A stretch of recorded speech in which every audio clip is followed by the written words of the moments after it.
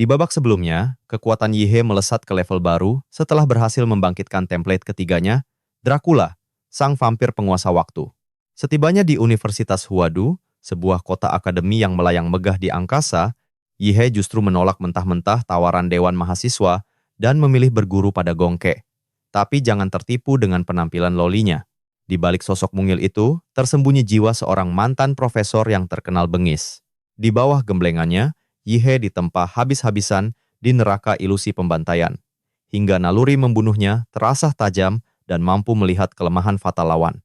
Merasa kekuatannya telah cukup, Yihe bersama Chuzo dan Liu Qingju nekat terjun ke dalam misi mematikan di Kabupaten Lishui. Awalnya, hanya sebuah investigasi, namun mereka justru terperosok ke dalam pusaran konspirasi mengerikan dari kultus kerajaan surga dewa dan laboratorium ilegalnya.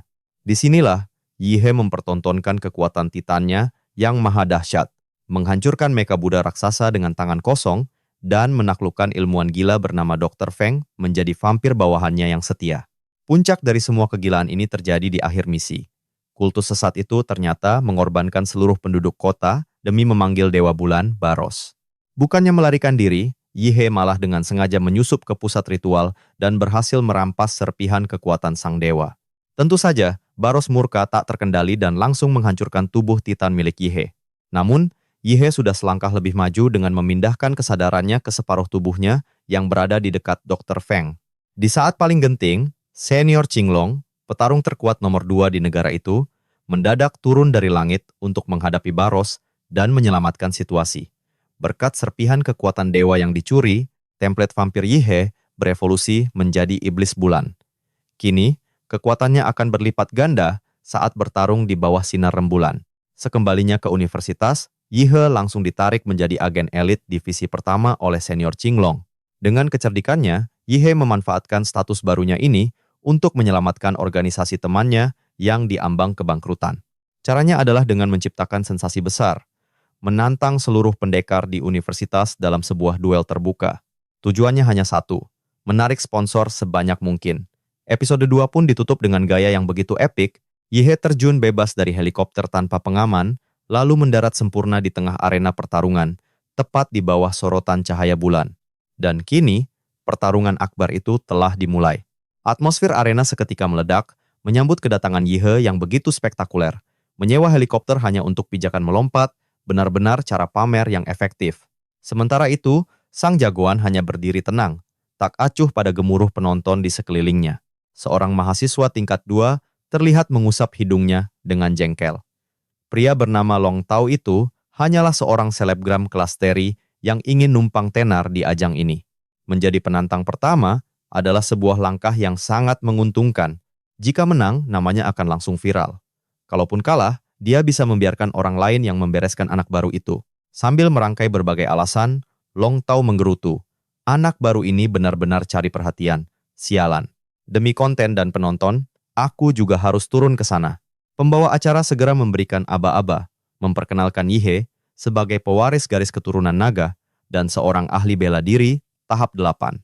Pertandingan pun resmi dimulai. Antusiasme para penonton semakin menjadi-jadi. Long Tao baru saja membuka mulutnya untuk melontarkan tantangan, namun sesosok bayangan hitam melesat lebih cepat ke arahnya. Sang selebgram hanya merasakan wajahnya serasa remuk dihantam kereta berkecepatan penuh sebelum kesadarannya lenyap seketika. Yihe dengan santai menarik kembali kakinya yang mendarat telak di wajah lawannya. "Maaf, aku sedang terburu-buru." Tepat setelah ucapan dingin itu, seorang wanita jangkung dengan rambut kuncir kuda melangkah maju. Dia memanggul sebilah guandao raksasa yang ukurannya bahkan lebih besar dari tubuhnya. Wanita itu adalah Yao Ling, sosok yang begitu disegani di kalangan mahasiswa tingkat 2. Meskipun baru mencapai ahli bela diri tahap 5, dia memiliki rekor mengerikan. Menumbangkan 3 mahasiswa tahap 7 seorang diri. Pertanyaannya, mengapa petarung sekuat dirinya ikut campur? Yao Ling menatap tajam ke tengah arena. "Yihe, akulah lawanmu." Begitu suara tembakan tanda mulai menggema, Yao Ling langsung menendang pangkal guandaonya hingga melambung ke udara. Lengannya yang ramping, yang menyembunyikan otot sekeras baja, seketika mengayunkan senjata berat itu dalam satu tebasan horizontal yang mematikan. Pemuda di hadapannya hanya menggeleng pelan, seolah meremehkan serangan itu. Suaranya terdengar dingin. kemurnian senjatamu terlalu rendah. Bersamaan dengan itu, tinju Yihe tiba-tiba memancarkan cahaya biru yang menyilaukan. Pukulan secepat kilat itu menghantam langsung bilah Guandao, meremukkannya hingga berkeping-keping seolah terbuat dari kaca. Setelah melumpuhkan Yao Ling, pemuda itu melirik dengan tatapan bosan ke arah kerumunan penantang di bawah arena. Suaranya menggema. "Kalian semua lebih baik maju bersamaan. Aku benar-benar sedang terburu-buru." Ucapan yang begitu arogan itu kontan menyulut amarah massa. Para senior tingkat 2 dan 3 merasa harga diri mereka telah diinjak-injak. "Bocah ingusan dari distrik 1, beraninya kau meremehkan keturunan naga?" Habisi dia bersama-sama.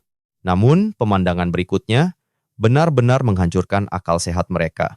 Di atas arena, Yihe bergerak layaknya fitur auto clear dalam sebuah game. 3 master tingkat 3 dan belasan murid elit tingkat 2 yang mengeroyoknya tumbang satu persatu seperti serangga tak berdaya. Jangankan untuk menang, tak ada satupun yang sanggup bertahan lebih dari 3 gerakan. 11 petarung yang menyerbu serempak dibantai habis tanpa menyisakan satu orang pun. Pembantaian sepihak ini sontak membuat seisi tribun meledak dalam sorak-sorai. Di tempat lain, si Kribozokai menyaksikan semuanya lewat siaran langsung dengan tatapan tak percaya. Kedua matanya memerah penuh amarah, persis seperti penjudi yang mempertaruhkan segalanya dan kalah telak. Brak! Dia menghantam meja dengan keras. "Sialan! Kenapa monster itu begitu kuat? Bagaimana caraku membalaskan dendam?" Rencananya mengirim para preman bayaran itu jelas berakhir dengan tiket sekali jalan ke rumah sakit. Di puncak keputusasaannya, terlintas satu nama. Satu-satunya orang yang mungkin bisa menundukkan monster itu. Kakak kandungnya sendiri, Zoe Yanting. Masalahnya, sang putra sulung keluarga Zoe itu adalah pria kaku yang hidupnya berpegang teguh pada aturan. Kakaknya bukan orang yang akan membela adiknya secara buta, apalagi saat adiknya jelas-jelas salah. Tiba-tiba, sebuah ide licik terlintas di benak Zokai. Senyum licik pun terkembang di wajahnya. "Kecuali jika aku memutarbalikkan seluruh ceritanya." Kembali ke arena pertarungan, sang pewaris darah naga telah menyapu bersih semua lawannya. Dia berdiri angkuh di tengah panggung, laksana pilar langit yang tak tergoyahkan. Tatapan matanya yang sedingin es menyapu ke seluruh penjuru. Siapa lagi? Gema suaranya yang arogan itu membuat para senior hanya bisa menggertakkan gigi menahan geram. Mereka kesal, tapi sadar bahwa maju sekarang sama saja dengan bunuh diri. Mereka hanya bisa berbisik penuh frustrasi. Bocah ini benar-benar tidak memberi muka pada seniornya sama sekali. Murid tingkat 2 dan 3 benar-benar dipermalukan. Insiden ini akan tercatat sebagai sejarah kelam akademi dan kita semua hanya akan dikenang sebagai batu loncatan bagi namanya. Di tengah atmosfer putus asa itu, sesosok bayangan berbalut zirah nano perak melesat ke atas panggung. Kemunculan Zoe Yanting sontak membuat kolom komentar siaran langsung meledak. Para penonton online bersorak-sorai. Akhirnya, sang jenius tahap 9 telah keluar dari latihannya. Dia akan memberi pelajaran pada bocah sombong itu, Zoe Yanting. Bukanlah petarung biasa. Demi kesempurnaan absolut, dia rela mengulang latihannya dari titik nol. Kekuatannya bahkan sanggup melampaui ahli bela diri agung biasa. Kekuatan mengerikan itu berasal dari garis keturunan pembakar matahari milik keluarganya. Saking murninya darah itu, Zoe Yanting justru kesulitan mengendalikan energi panas di dalam dirinya. Saat kecil, tubuhnya sering terbakar tiba-tiba di luar kendali. Itulah sebabnya, zirah nano perak itu selalu dikenakannya untuk menekan suhu tubuhnya yang tak stabil.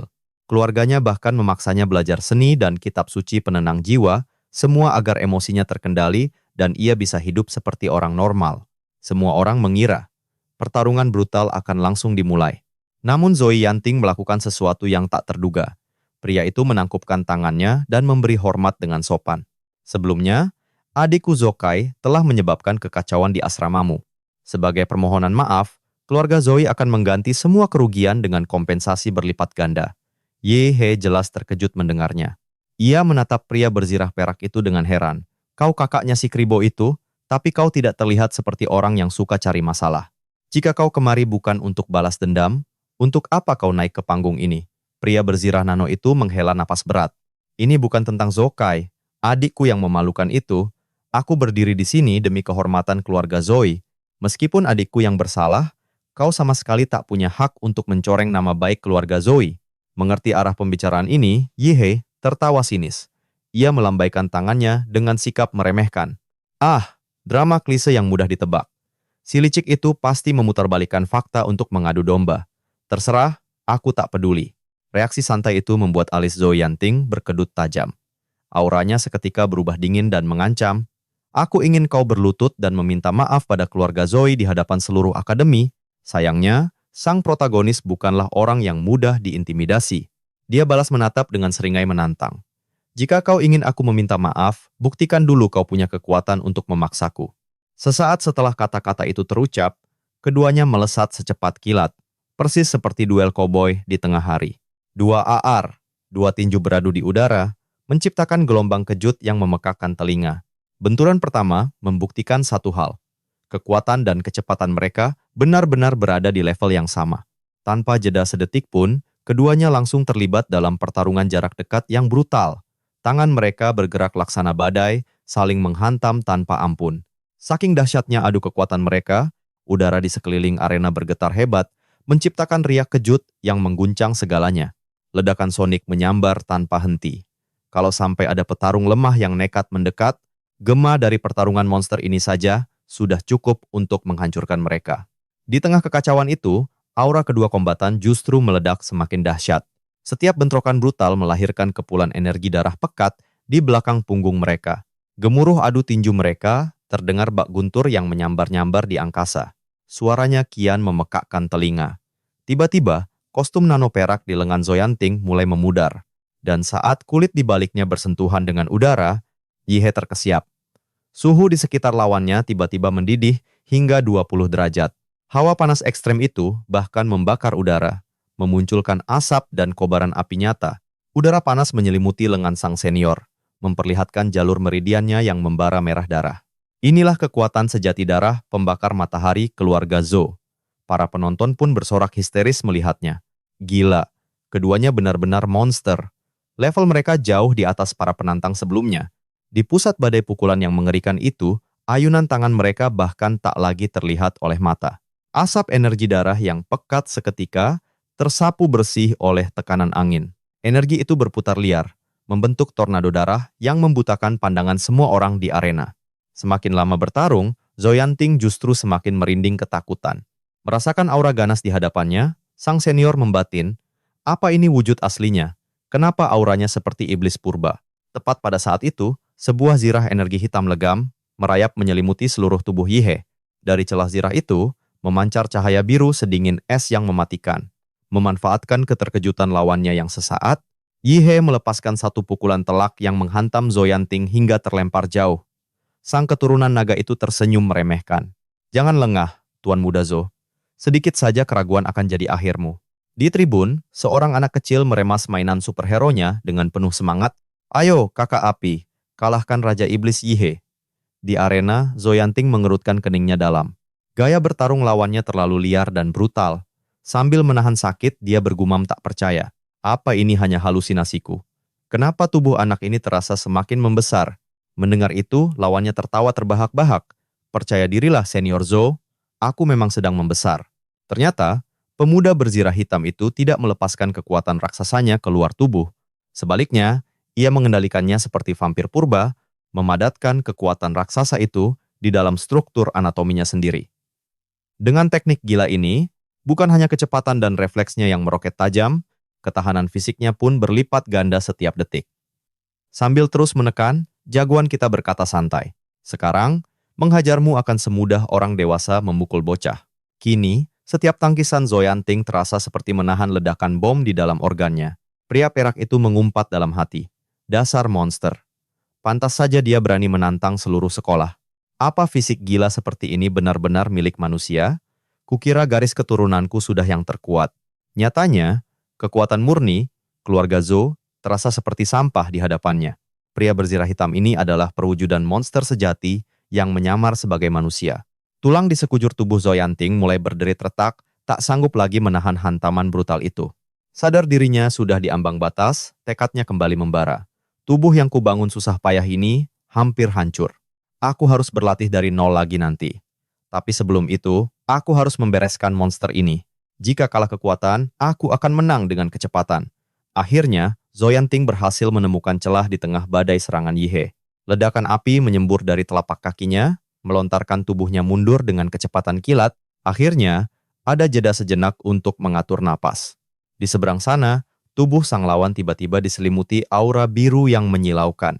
Energi atom berkumpul di mulut pemuda itu dengan kecepatan yang mengerikan. Sambil bersiap melepaskan serangan pamungkas, seringai dingin terukir di wajah Yihe. Sepertinya engkau tidak melakukan riset tentangku, ya? Berani sekali menantang tanpa persiapan. Ia mendengus sinis, kaulah yang sebenarnya terlalu angkuh. Sesaat kemudian, pilar cahaya biru dahsyat melesat keluar dari mulutnya. Ia memanfaatkan daya dorong serangan itu untuk melesat mengejar Zoyanting secepat kilat. Sang senior jelas tak mau monster itu mendekat lagi, matanya berkilat dengan tekad yang membara. Dia mempertaruhkan segalanya, menguras setiap tetes terakhir energi bela dirinya. Mengabaikan rasa sakit yang membakar tubuhnya, pria itu meraung, kau bisa tewas karena jurus ini. Jangan salahkan aku karena tak memperingatkanmu. Jurus elemen bumi, tangan iblis matahari. Bersamaan dengan raungan putus asa itu, kostum tempur nano yang menekan kekuatannya seketika meleleh hingga tak bersisa. Baju canggih itu tak lagi sanggup menahan gelombang kekuatan garis keturunan yang meledak dari dalam tubuhnya, laksana letusan gunung berapi. Telapak tangannya kini berubah merah membara, tembus pandang seperti lahar cair, lalu diayunkan lurus ke depan. Seluruh kekuatan api di tubuhnya terkuras habis, mengalir deras ke telapak tangannya dipandu oleh energi bela diri. Hawa panas ekstrem yang mengubah suhu di sekitar arena seketika membuat para penonton kembali bergemuruh. Gila, panas sekali. Pantas saja keluarganya dikenal sebagai penguasa elemen api. Dalam sekejap, bola cahaya di tangan Zoyanting nyaris berubah menjadi matahari miniatur. Sinar merah membara yang dipancarkannya bahkan jauh lebih menyilaukan dari seluruh lampu sorot di arena. Saking dahsyatnya suhu yang tercipta, lantai arena khusus itu pun mulai meleleh seperti lilin. Dengan sisa kekuatannya yang terakhir, ia melemparkan matahari miniatur itu lurus ke arah Yihe. Namun bukannya gentar melihat kiamat kecil itu melesat ke arahnya, jagoan kita justru menyeringai buas. Kedua matanya yang memancarkan cahaya biru liar kini sepenuhnya terbakar oleh semangat bertarung. Sambil melesat maju, ia menyambut serangan itu dengan girang. Nah, ini baru serangan yang pantas. Kau pikir hanya kau yang bisa menembakkan gelombang energi? Kebetulan sekali, akan kujadikan kau kelinci percobaan untuk jurus baruku. Terlihat Yihe mulai memadatkan energi atom dengan konsentrasi tinggi di telapak tangannya. Ia menggunakan energi bela dirinya sebagai perisai berlapis agar energi liar itu tetap stabil dan terkendali. Berkat stabilitas ganda dari kekuatan mental dan energi yang melimpah, bola energi mematikan itu tak meledak, melainkan terus membesar secara eksponensial. Tepat saat jurus tangan iblis matahari milik lawannya siap dilancarkan, bola energi atom di tangan Yihe telah membengkak hingga mencapai radius 10 meter. Namun, kengerian itu belum berakhir. Bola energi itu langsung bertransformasi menjadi pilar cahaya biru kolosal berdiameter 20 meter. Gelombang mengerikan itu tampak seperti tsunami biru yang siap melenyapkan apapun. Serangan itu melesat dan langsung menelan sosok Zoyanting seluruhnya. Di bawah dominasi cahaya biru yang membutakan mata, jurus matahari andalan sang senior yang dibanggakannya tadi tampak seperti sebatang korek api yang rapuh. Menghadapi tsunami biru yang menutupi seluruh pandangannya, pikiran pria itu menjadi kosong. Hanya satu kalimat yang terngiang di benaknya, aku akan mati. Cahaya biru itu benar-benar menelannya tanpa ampun. Serangan mataharinya hancur berkeping-keping, laksana perahu kayu di tengah badai lautan energi atom. Dalam sekejap, ia lenyap ditelan energi mematikan itu. Namun, di detik berikutnya, sebuah suara familiar memecah ketegangan di seluruh arena. Dengan nada datar namun penuh wibawa, suara itu menggema menembus dentuman yang ada. Yihe, tindakanmu sudah sedikit keterlaluan. Mendengar teguran tak terduga itu, pemuda yang baru saja melepaskan serangan dahsyat tersebut segera menghentikan aksinya. Lalu refleks menggaruk kepalanya dengan canggung. Sambil menyeringai polos, Yihe membalas santai, "Loh, justru karena aku melihat kepala sekolah Shi datang, makanya aku bertarung sepuasnya." Entah sejak kapan, di hadapan sang jagoan kini telah berdiri sesosok pria elegan yang mengenakan pakaian berkerah Shanghai. Model, cengkeraman maut itu masih mencekik kerah Zoyanting, yang wajahnya pucat pasi, masih dilanda syok karena nyawanya nyaris melayang. Kepala sekolah Shi Jing hanya bisa menghela napas panjang, tampak lelah menghadapi alasan konyol dari murid biang keladi di hadapannya. Sambil menggelengkan kepala, sang kepala sekolah pun menyahut, "Aku hanya mampir untuk melihat pertandingan arena yang sedang viral itu. Tak kusangka, Kau malah menyeretku untuk pamer kekuatan di depan umum. Kau sengaja melakukan ini, bukan? Menatap panggung yang hancur lebur, Yihe hanya menggaruk kepalanya sambil tertawa canggung. Habis, bagaimana lagi, kepala sekolah? Tanpa kehadiranmu, arena ini takkan punya wibawa sedikit pun. Anggap saja ini caraku meminta bantuanmu. Kepala sekolah Jingwen akhirnya luluh dan melepaskan Zoyanting. Membiarkan pemuda malang itu tersungkur ke tanah, pria elegan itu menatap jagoan kita dengan tatapan tak percaya. Padahal gurumu setiap hari mengeluh padaku, mengatakan kau adalah murid tertolol dan paling lamban. Tapi sepertinya, kau hanya sedang mempermainkannya. Baiklah, kali ini aku akan memberimu muka. Aku sendiri yang akan menjamin martabat arena ini. Seketika, tokoh penting itu mengerahkan energinya, membuat suaranya menggema ke seluruh penjuru kampus. Memastikan setiap kata terdengar jernih di telinga semua orang. Selanjutnya, adakah yang masih berani menantang Yihe? Jika tidak ada, maka dengan ini kuumumkan. Dia telah menyapu bersih seluruh penantang dan resmi mempertahankan tahtanya sebagai penguasa arena. Mendengar deklarasi agung itu, barisan senior hanya bisa saling pandang dengan gugup. Mereka saling sikut, mendorong yang lain untuk maju, namun hingga detik terakhir, tak ada satu jiwa pun yang berani melangkah. Wajar saja, nyali mereka sudah menciut setelah menyaksikan gelombang energi biru raksasa berdiameter 20 meter sebelumnya. Melihat seisi stadion yang membisu, sang kepala sekolah tersenyum tipis sebelum kembali membuka suara. Karena tak ada lagi penantang, kunyatakan Yihe sebagai pemenang mutlak hari ini. Palu kemenangan pun diketuk. Sang pembawa acara segera melompat ke panggung dan berteriak histeris, selamat kepada Yihe dari tingkat 1. Hanya dengan kekuatan seorang praktisi bela diri, ia berhasil menumbangkan seluruh ahli bela diri di sekolah ini seorang diri. Prestasi gila seperti ini belum pernah terjadi, dan mungkin tak akan pernah terulang lagi. Mulai hari ini, namanya akan terukir abadi sebagai legenda kampus kita. Bersamaan dengan pengumuman itu, kolom komentar siaran langsung meledak serempak dengan satu kalimat yang sama. Menjadi saksi sejarah, lahirnya bintang baru bagi kampus, negara, dan seluruh umat manusia. Antusiasme ini ternyata sangat beralasan. Kondisi negara dahsyat saat ini memang sedang berada di ambang kehancuran. 5 dewa pelindung negara terluka parah dalam pengasingan, sementara nasib Maha Guru Du Jinming masih menjadi misteri antara hidup dan mati. Belum lagi tragedi jatuhnya 12 kota di wilayah perbatasan ke tangan musuh. Di tengah era kegelapan inilah, kemunculan pemuda fenomenal itu bagaikan secercah harapan di padang tandus. Sebuah anugerah dari langit untuk menyelamatkan negara. Para warga yang menyaksikan siaran langsung itu pun ikut larut dalam perayaan. Mereka bangga melihat pahlawan dari kota mereka meraih kemenangan telak. Dengan semangat, mereka menyebarkan kabar ini, menceritakan kembali rekam jejak gemilang sang pemuda di kolom komentar. Di sisi lain, para netizen yang lebih jeli justru fokus pada sebuah detail krusial, kehadiran kepala sekolah Jingwan. Mereka bertanya-tanya, mengapa sosok sekali berdirinya sampai turun tangan menjadi wasit dadakan? Manuver ini menjadi sinyal kuat bahwa hubungan sang petinggi dengan pemuda tingkat 1 itu bukanlah sekadar guru dan murid biasa. Spekulasi liar itu semakin terbukti saat muncul peringatan keras dari organisasi Longke. Beberapa petinggi yang mencoba menggali informasi tentang jagoan kita seketika menerima pesan ancaman dari lembaga elit tersebut. Identitas Yihe adalah rahasia negara tingkat tertinggi. Semua pihak dilarang keras membentuk opini publik tentangnya. Jika melanggar, organisasi Longwei tidak akan ragu untuk bertindak. Terlepas dari berbagai teori konspirasi yang beredar, akhir pertandingan ini disambut sorak-sorai gegap gempita oleh anggota perkumpulan Longku. Mereka pun langsung berkumpul, bersiap untuk mengadakan pesta perayaan besar-besaran. Namun di tengah euforia itu, alat komunikasi milik Yihe bergetar. Sebuah proyeksi virtual muncul, menampilkan wajah serius Dr. Feng. Tuan, gen emas yang tersembunyi di kota, akhirnya berhasil diamankan. Dan aku telah menemukan cara untuk membukanya. Lagi pula, saat aku masih bernapas, akulah salah satu insinyur kepala dalam proyek ini. Masalah terbesarnya, tabung ini ditanami pemancar elektronik khusus. Begitu segelnya terbuka, sinyal pelacak akan langsung mengunci tubuh kita. Sambil menghela napas, sang dokter melanjutkan penjelasannya.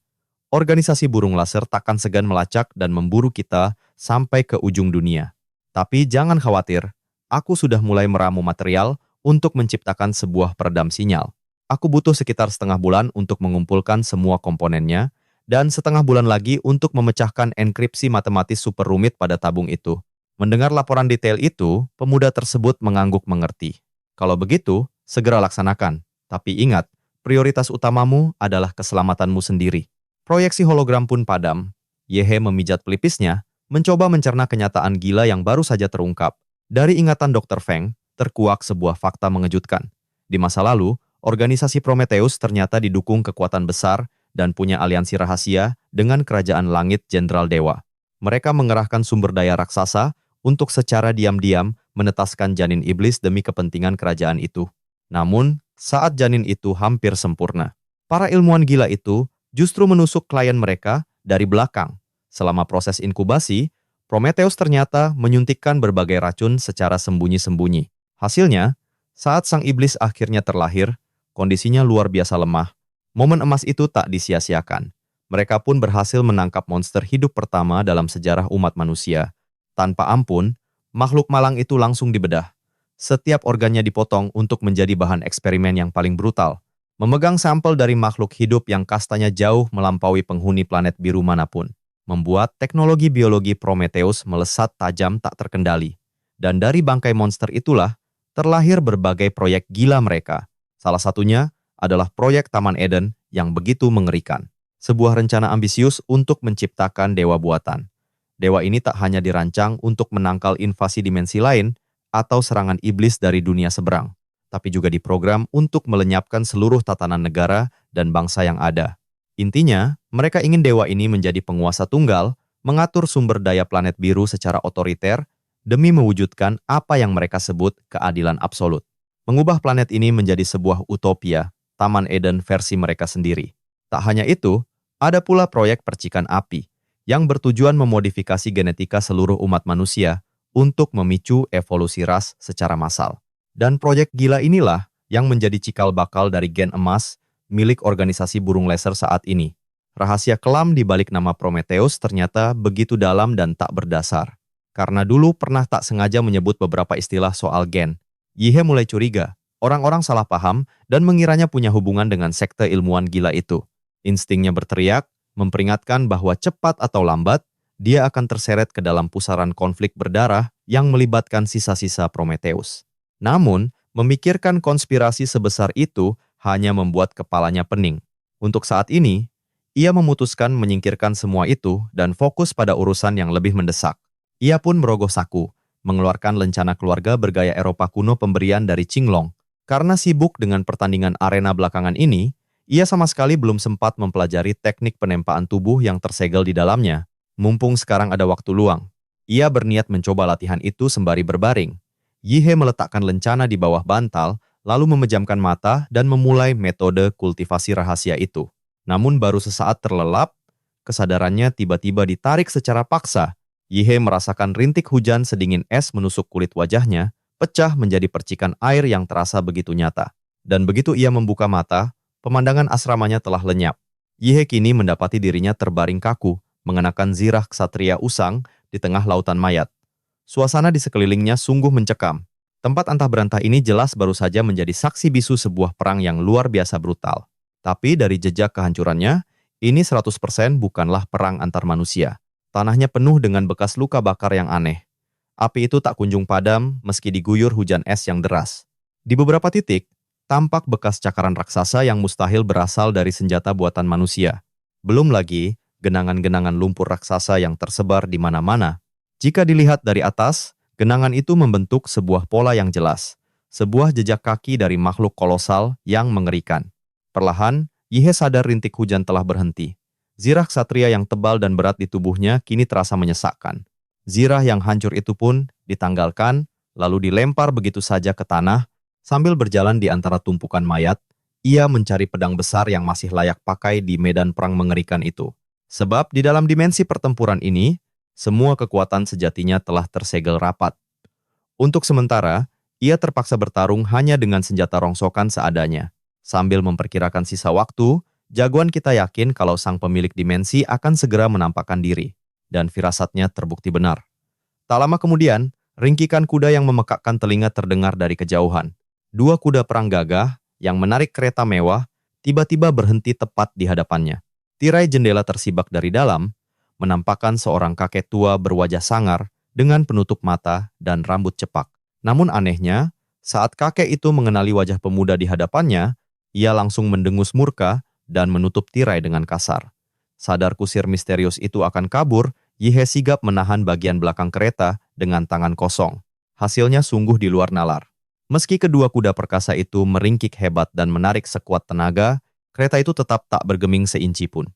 Sambil menahan kereta, pemuda itu bertanya heran, "Kakek, kenapa kau lari melihatku? Bukankah kau seharusnya memberiku misi ujian di sini?" Dari dalam kereta, terdengar suara balasan yang meledak-ledak. "Bocah sialan, tak kusangka tenagamu sebesar ini. Bisa-bisanya kau menahan keretaku. Tapi asal kau tahu, aku tak sudi bicara dengan perampok sepertimu." Tuduhan yang tiba-tiba itu sontak membuat Yihe bingung bukan main. Ia sama sekali tak tahu kalau dimensi ini adalah warisan yang direbut Qinglong setelah membunuh seorang pendekar dari barat. Melihat ekspresi lugu pemuda itu, sang kakek di dalam kereta justru makin geram. "Jangan pura-pura bodoh. Bukankah pendekar rambut sian yang menerobos masuk waktu itu juga mengincar pusaka keluarga kami? Keturunanku memang tidak berguna, jadi aku hanya bisa bertahan sebagai roh penjaga untuk kehormatan terakhir keluarga ini. Siapa sangka si rambut sian itu menerobos paksa dan menggunakan kekerasan untuk merampas warisan ini. Lalu sekarang apa bedamu dengannya? Kalian semua sama saja, sama-sama perampok." Mendengar rentetan amarah masa lalu itu, kesabaran Yihe mulai habis. Ia membalas dengan nada jengkel, "Pak Tua, aku tak peduli dendam masa lalumu, tapi sebagai NPC pemberi misi, kau tak boleh lari dari tugasmu." Sayangnya, kakek itu tetap keras kepala dan tak menggubrisnya sama sekali. Tak mau kehilangan satu-satunya petunjuk, jagoan kita akhirnya terpikir sebuah ide cemerlang yang sedikit barbar. Ia mengangkat pedang di tangannya, lalu dengan dua tebasan kilat yang presisi, roda kereta itu hancur berkeping-keping. Guncangan dahsyat akibat gerbong yang ambruk seketika membuat kakek di dalamnya panik luar biasa. Sambil melongok dari jendela yang miring, kakek itu berteriak ngeri, "Bocah gila, apa yang kau lakukan?" Sambil menyandang pedang rongsokannya, pemuda itu menyeringai tanpa dosa, "Maaf kek, habisnya NPC sepertimu ini tidak kompeten dan suka kabur. Jadi terpaksa aku hancurkan keretamu agar kau terus mengikutiku menjelajahi tempat ini." Sambil menggerutu, lelaki tua itu terpaksa merangkak keluar dari puing-puing keretanya. Ia menatap Yihe dengan pandangan sengit. "Beraninya kau menghancurkan keretaku.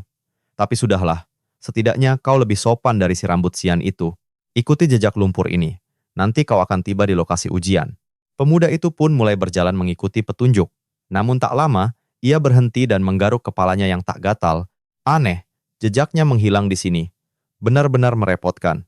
Melihat kebingungan itu, si kakek penjaga diam-diam tersenyum licik, membatin penuh kemenangan. "Bocah ingusan. Kau pikir aku akan benar-benar mengantarmu? Naif sekali. Nikmati saja tersesat selamanya di dimensi ini." Di saat kakek itu tengah menikmati kemenangan kecilnya, Yihe tiba-tiba menengadah ke langit yang suram. Dia bergumam pelan, menganalisis situasi. Kalau jejaknya putus di tanah, jangan-jangan makhluk itu terbang ke atas.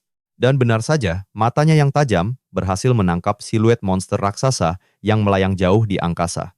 Di sisi lain, sang kakek yang menyadari arah pandang pemuda itu seketika menelan ludah. Jantungnya seolah berhenti berdetak. Tidak mungkin.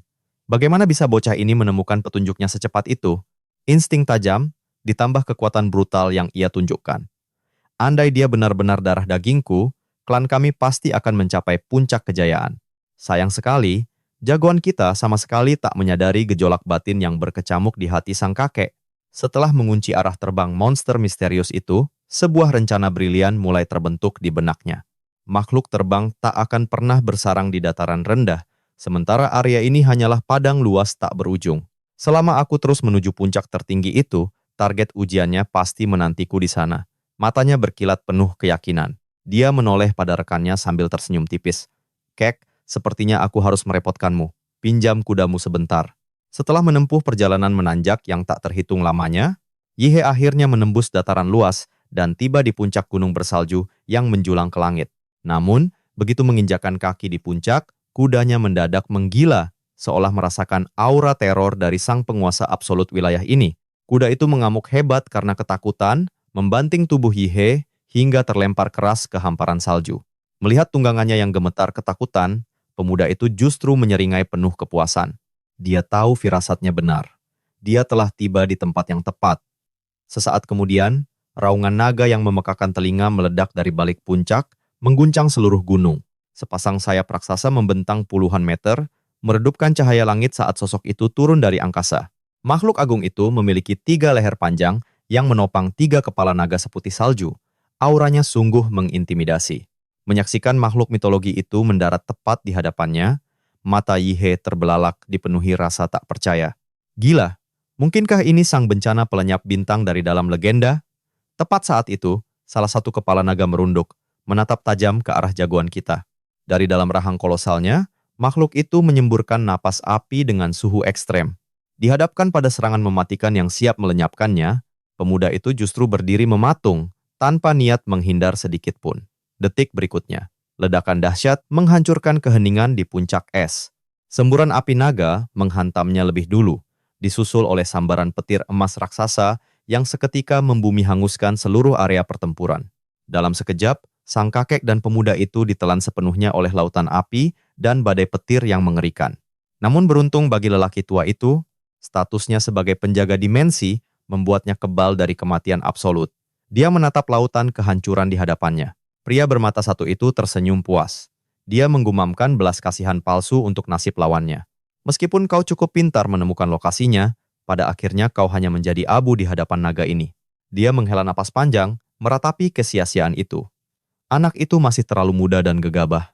Padahal, inti dari ujian ini bukanlah untuk membunuh sang naga putih, melainkan menemukan sebuah benda spiritual yang disembunyikan para monster. Setelah itu, benda tersebut harus dipersembahkan pada sang naga untuk mendapatkan pengakuannya dan mewarisi kekuatannya. Tentu saja, tragedi pria berambut sian di masa lalu adalah pengecualian. Orang gila itu berhasil menembus batas alamnya, lalu menggunakan kekuatan brutal untuk memenggal sang naga secara paksa demi merebut warisan. Tapi bocah ingusan ini mustahil mengulang sejarah itu. Level kultivasinya terlalu rendah. Serangan pertama saja sudah pasti akan melenyapkannya. Namun, sebelum sang kakek sempat menyelesaikan monolog kemenangannya di dalam hati, kedua matanya terbelalak kaget seolah hendak copot, tepat di pusat badai api dan petir yang mematikan. Siluet tubuh Yihe berdiri tegap dengan penuh keagungan. Pemuda itu berdiri kokoh, laksana pilar agung penopang langit, tak ada satu goresan pun di tubuhnya. Dia menyeringai tajam, merasakan perubahan luar biasa dari dalam sistemnya. Awalnya, kekuatan fisik murniku tak bisa digunakan di sini karena tingkat sinkronisasinya terlalu rendah. Tapi seiring waktu, tingkat sinkronisasi itu meningkat, dan kekuatanku mulai menyatu langsung dengan jiwaku. Proses inilah yang akhirnya mengizinkanku melepaskan kekuatan sejatiku di dimensi pertempuran ini. Sambil tertawa lepas, pahlawan kita melempar pedang berkarat di tangannya. Di tengah gemuruh badai api, pemuda itu membusungkan dada dan berteriak menantang sang bencana pelenyap bintang. Pedang rongsokan ini tak berguna lagi. Sekarang, saksikanlah kekuatan asliku yang sebenarnya. Yihe membenturkan kedua tinjunya, menciptakan suara retakan tulang yang menggelegar. Sambil memamerkan seringai buas, dia melangkah maju menantang sang naga putih berkepala 3. Dan saat itulah, keajaiban dimulai. Dengan setiap langkahnya, tubuh pemuda itu membesar berkali-kali lipat dengan kecepatan yang tak masuk akal. Di bawah tatapan sang kakek yang otaknya membeku, tak mampu memproses apapun, jagoan kita bertransformasi menjadi monster raksasa hitam pekat dengan wujud mengerikan yang menyerupai Tyrannosaurus dari zaman purba. Posturnya kini menjulang setara, menandingi sang naga raksasa. Sang kakek tua seketika membeku. Matanya terbelalak tak percaya. Di hadapan pemandangan mustahil ini, dia bergumam tak percaya. Bagaimana mungkin bocah ini juga jelmaan monster? Wujud mengerikan ini adalah kartu AS yang Yihe sembunyikan selama ini. Dengan tingkat sinkronisasi sel Demola mencapai 71%. Kekuatannya berhasil menelan sang raksasa seutuhnya dan membangkitkan wujud Demola yang sejati. Tapi tentu saja, kekuatan setingkat Raja Iblis ini ada harganya. Saat energi atom dan kekuatan raksasa di tubuhnya habis terkuras, dia akan kembali ke wujud manusianya. Menurut perhitungan optimis, wujud ini hanya bisa bertahan maksimal 2,5 menit. Meski singkat, sang raksasa hitam membatin dengan angkuh. Waktu selama itu lebih dari cukup untuk mengakhirinya. Di seberang sana, ketiga kepala naga itu secara refleks mundur selangkah di hadapan monster kegelapan itu. Makhluk mitos itu menggeram rendah, penuh kewaspadaan. Jelmaan Demola itu menatap mangsanya, matanya berkobar dengan hasrat bertarung, sambil menyeringai, dia menyambut duel maut ini. Pertarungan agung Demola melawan sang bencana penghancur bintang. Hari ini, akan kuulangi lagi adegan legendaris itu. Tanpa ragu, raksasa Demola menerjang, membanting tubuh sang naga ke tanah bersalju dengan brutal. Hantamannya mengguncang seluruh pegunungan. Laksana gempa bumi dahsyat, tapi guncangan itu tak menghentikan adu kekuatan brutal antara kedua monster raksasa itu. Puncak gunung satu persatu remuk redam, hancur lebur oleh bentrokan fisik mereka. Pemandangan epik ini serasa menyaksikan perang Titan dari mitologi kuno secara langsung. Setelah terbanting keras hingga meratakan satu puncak gunung, ketiga kepala naga itu tampak pusing. Makhluk buas itu sadar, pertarungan darat melawan raksasa hitam ini adalah sebuah bunuh diri. Naga putih itu pun mengepakkan sayapnya, bersiap untuk terbang. Tapi, apa sang jagoan akan membiarkannya kabur begitu saja? Sirip atom biru di punggungnya menyala terang, merambat dari ekor hingga ke puncak kepalanya. Sejak awal, dia memang sudah siap untuk adu tembakan energi. Bagaimanapun, serangan jarak jauh adalah keahliannya. Dalam sekejap, jelmaan Yihe itu selesai memadatkan energi atomnya. Di saat yang sama, ketiga kepala naga membuka rahang mereka, menyemburkan petir kuning dan magma naga yang telah terkumpul. Tiga semburan energi maut itu menyatu di udara, menjadi satu pilar spiral api dan petir yang mematikan. Dari arah berlawanan, pilar cahaya atom biru yang menyilaukan menyembur dari mulut Demola.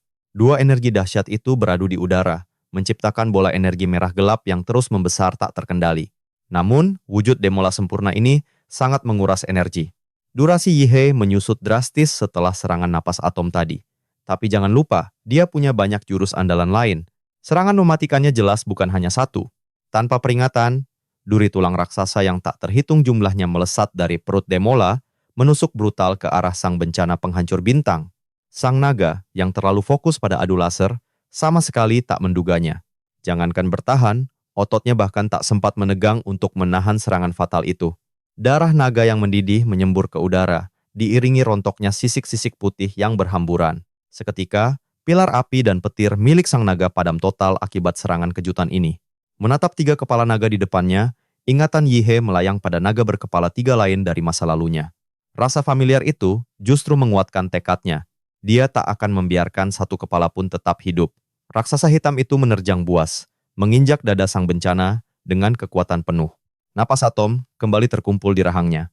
Tanpa ampun, energi biru yang ganas itu ditembakkan, menembus mata, hidung, dan mulut sang naga, membanjiri kerongkongannya hingga ke pangkal tenggorokan. Cairan energi mematikan itu melelehkan kepala tengah sang naga beserta seluruh lehernya dalam sekejap, lalu menembus jauh, menghantam organ petir di dalam dadanya. Duar! Laksana bom plasma, petir keemasan meledak dahsyat dari jantung naga putih itu. Diiringi raungan putus asa dari dua kepala yang tersisa, tubuh sang monster menggembung hingga batasnya.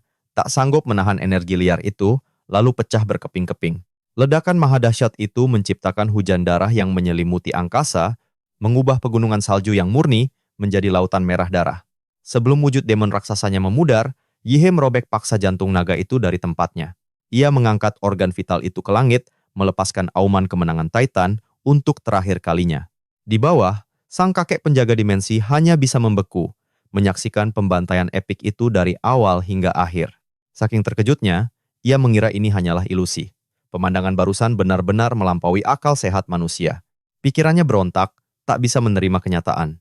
Bagaimana mungkin seseorang memusnahkan naga putih dengan wujud monster sejati? Di tengah keterpakuannya, sang kakek panik saat melihat jantung raksasa itu jatuh bebas dari langit dengan kecepatan mengerikan. Tubuh sang dewa iblis pun menyusut kembali ke ukuran normal, diselimuti kepulan uap tebal yang membubung ke angkasa. Tak lama kemudian, siluet Yihe dengan santai melangkah keluar dari balik uap panas itu. Ia menyapa sang kakek pemandu dengan nada yang sangat ceria. Sambil menunjuk puing-puing naga, pemuda itu menyeringai puas. Wah, ini benar-benar memuaskan. Dugaanku benar, mengamuk dalam tubuh monster raksasa adalah jalan ninjaku. Oh ya kek, setelah membunuh naga ini, aku jadi tahu di mana letak warisannya. Jadi, aku takkan merepotkanmu lagi untuk menunjukkan jalan. Selesai bicara, pahlawan kita melangkah santai, tak peduli pada si kakek yang pikirannya masih kacau balau. Matanya kini terkunci pada jantung raksasa yang masih berdenyut di atas tanah. Tanpa ragu, Yihe mengepalkan tinjunya, lalu menghantamkannya dalam-dalam ke daging jantung itu. Darah naga, sepanas besi cair, seketika menyembur, membasahi sekujur tubuhnya. Namun anehnya, pemuda itu tak bergeming, seolah panas ekstrem itu tak terasa sama sekali. Ia merogoh ke dalam jantung itu hingga akhirnya jemarinya menggenggam sesuatu yang keras dan sedingin es. Saat ditarik, beban benda itu ternyata jauh di luar dugaannya. Bisa dibayangkan betapa gilanya kekuatan fisik pemuda ini sekarang. Bahkan di antara para ahli bela diri terhebat di luar sana, mustahil menemukan tandingannya.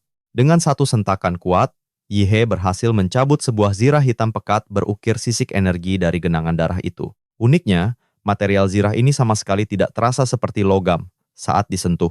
Dalam sekejap, benda keras itu meleleh menjadi cairan hidup yang merayap di lengannya, lalu menyebar cepat membungkus seluruh tubuhnya dengan sempurna. Secara mikroskopis, zirah ini menancapkan akar-akar kecil tak terhitung yang menyerupai pembuluh darah.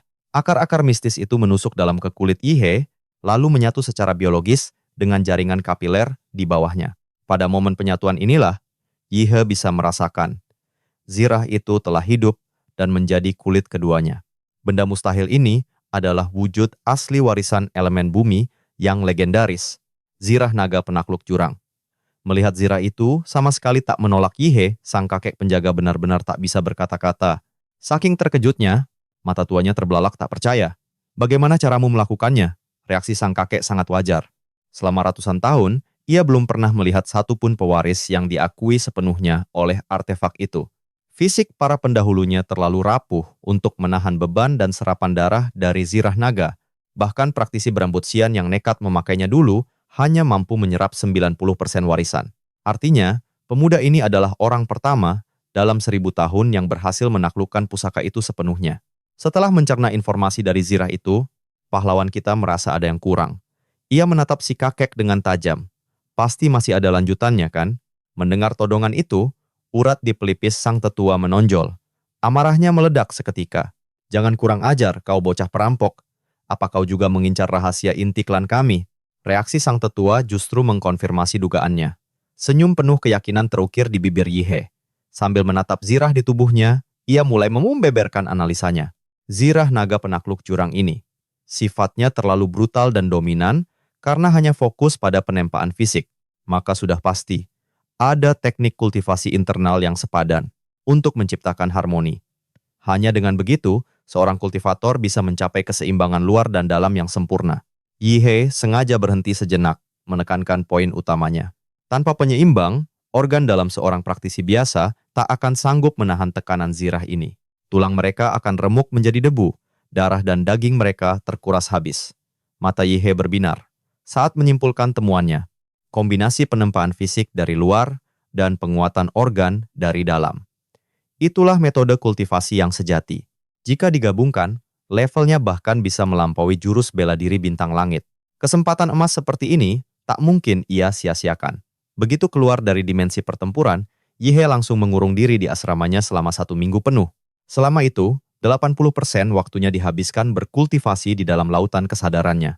Informasi yang terkandung dalam zirah naga itu benar-benar sangat kompleks. Ia harus mengurainya perlahan agar menyatu sempurna dengan fondasi tubuhnya.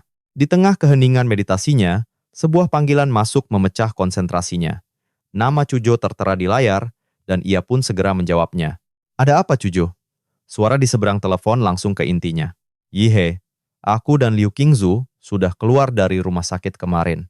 Hari ini kami dipanggil ke pusat kegiatan mahasiswa untuk mengambil hadiah misi. Lalu, Kepala Departemen Misi Mahasiswa memintaku untuk memberitahumu. Hadiah misimu, kau harus mengambilnya langsung di ruang kepala sekolah. Perintah aneh itu membuat Yihe mengerutkan kening. Mungkinkah kepala sekolah ingin bicara empat mata denganku lagi? Tak mau membuang waktu, Yihe segera bergegas. Tak lama, ia tiba di Menara Tianfang, sebuah bangunan kolosal yang menjadi jantung kota melayang Universitas Hua. Begitu kakinya melangkah ke lobi utama, seorang staf wanita berjas rapi menghampirinya dengan anggun. Selamat datang, mahasiswa Yihe. Saya sudah menunggumu. Nama saya Nua, kepala sekolah telah menanti di atas. Mari, ikut saya. Yihe hanya mengangguk pelan, matanya tak lepas dari sosok di depannya. Firasatnya berbisik, ada sesuatu yang aneh dengan wanita bernama Nua ini. Meskipun tak ada sedikit pun aura bela diri yang terpancar, anehnya, ia juga tak merasakan hawa kehidupan manusia biasa darinya. Mungkinkah dia bukan manusia? Nua kemudian membimbing Yihe masuk ke lift pribadi. Di dalam ruangan sempit itu, suasana canggung pecah saat Nua tiba-tiba bersuara. Apa? Mahasiswa Yihe sangat tertarik dengan tubuh saya. Mendengar pertanyaan belak-belakan itu, wajah Yihe langsung memanas. Ia akui, matanya beberapa kali tertangkap basah sedang mengamati tubuh Nua. Tapi itu bukan karena pikiran mesum, melainkan murni karena kekagumannya pada teknologi canggih kampus ini. Dengan panik, Yihe buru-buru meluruskan. Anda salah paham. Saya hanya tertarik pada teknologi mutakhir. Mendengar alasan yang canggung itu, Nua justru tersenyum misterius. Tapi, yang ini berbeda. Loh, kalimat menggantung itu membuat Yihe semakin panik. Takut kesalahpahaman ini menjadi fatal. Sambil mengibaskan tangannya, ia menyahut cepat. Apanya yang beda? Tunggu, Anda benar-benar salah paham. Saya sama sekali tidak bermaksud begitu.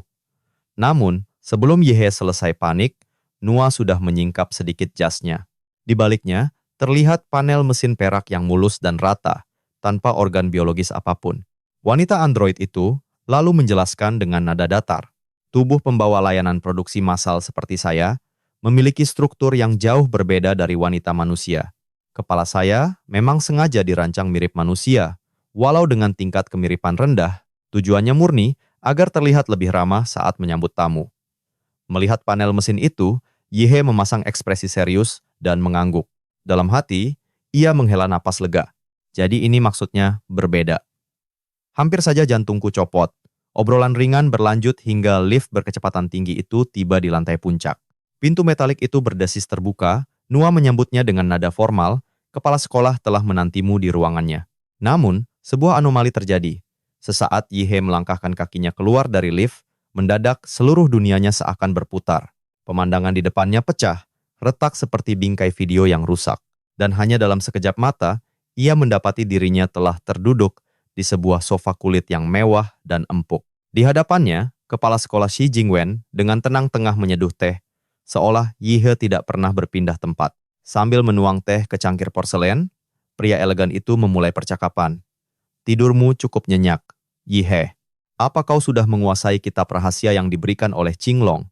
Shi Jingwen menyodorkan secangkir teh hangat kepadanya. Ini adalah daun teh hasil rekayasa genetik dari sebuah alam rahasia. Rasanya istimewa, cicipilah. Yihe menerima cangkir itu, namun rasa ingin tahunya jauh melampaui keinginannya untuk minum. Ia menatap sang kepala sekolah dengan tajam. Kepala sekolah, kemampuan yang baru saja Anda gunakan itu adalah manipulasi ruang, bukan? Tanpa niat menyembunyikan apapun, Shi Jingwen mengakuinya tanpa ragu. Benar, aku bisa melakukan teleportasi spasial dalam radius tertentu. Fakta ini seketika menyadarkan sang jagoan. Akhirnya ia paham bagaimana Shi Jingwen bisa muncul tiba-tiba untuk menyelamatkan Zuo Yanting di arena saat itu.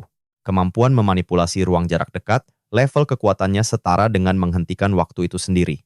Benar-benar luar biasa. Sambil menikmati aroma teh, Shi Jingwen kembali ke topik utama. Yihe, poin darah, dan semua kartu akses sumber daya dari Universitas Hua sudah ditransfer ke akunmu. Sebagai kontributor utama dalam misi tingkat praktisi bela diri kemarin, kau berhak memilih 2 kitab jurus elemen tanah dan 1 kesempatan untuk memesan senjata tingkat tinggi. Tawaran ini jelas sangat menggiurkan. Namun bagi Yihe, hadiah ini terasa kurang berarti. Mengingat kondisinya saat ini, ia sama sekali tak butuh senjata baru ataupun jurus elemen tanah tambahan. Karena itu, pemuda itu bertekad menukar hadiahnya dengan sesuatu yang jauh lebih penting. Kepala sekolah, aku ingin menukar hadiah ini dengan akses ke arsip gembok genetik dan izin untuk melihat informasi tentang organisasi Prometheus. Aku tidak punya niat buruk, hanya murni penasaran. Di luar dugaan, Shi Jingwen mengangguk, menyetujui permintaan besar itu dengan mudahnya. Baiklah, tidak masalah. Kemudahan ini membuat Yihe terperangah dalam hati. Mungkinkah kepala sekolah ini benar-benar bisa melihat masa depan? Kenapa semudah ini memberikan akses ke arsip rahasia? Tanpa berkata-kata lagi, Shi Jingwen bangkit dari sofa. Mari, aku akan mengantarmu ke ruang arsip sekarang. Kita bisa lanjutkan minum tehnya nanti. Yihe pun bergegas bangkit dan mengikutinya dari belakang. Namun, ketika Shi Jingwen membuka sebuah pintu tersembunyi di kantornya, kedua mata Yihe terbelalak karena syok. Di baliknya, terhampar sebuah ruangan raksasa yang bermandikan cahaya menyilaukan. Tepat di tengahnya, di dalam sebuah tabung kaca sebesar kontainer, mengapung separuh otak berwarna merah muda dengan ukuran yang sungguh masif. Permukaannya dipenuhi ratusan kabel tebal yang menusuk rapat ke dalam jaringannya. Sementara di atasnya, Tentakel-tentakel menjijikkan bergerak liar seperti cacing raksasa di dalam cairan pengawet. Melihat raut ngeri di wajah muridnya, Shi Jingwen tersenyum tipis, lalu mulai mengungkap rahasia tergelap kampus itu. Inilah unit prosesor sentral milik NUA. Bisa dibilang, inilah wujud aslinya.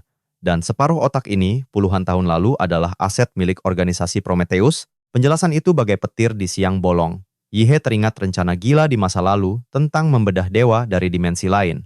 Itu berarti otak raksasa di hadapannya ini pernah menjadi milik monster iblis pertama yang berhasil ditangkap dalam sejarah manusia. Era kejayaan Prometheus di masa lalu benar-benar gila dan melampaui batas. Pantas saja mereka sampai berani merancang proyek Taman Eden. Makhluk level dewa saja berani mereka bedah untuk eksperimen. Apalagi hanya menyatukan tatanan dunia dan mengatur nasib seluruh umat manusia. Setelah menjatuhkan bom kebenaran itu, Shi Jingwen tidak banyak bicara. Pria itu menatap otak raksasa di hadapannya dan memberi satu perintah singkat, NUA, ekspor datanya. Tak lama kemudian, suara wanita sintetis yang khas menggema, "Baik Tuan."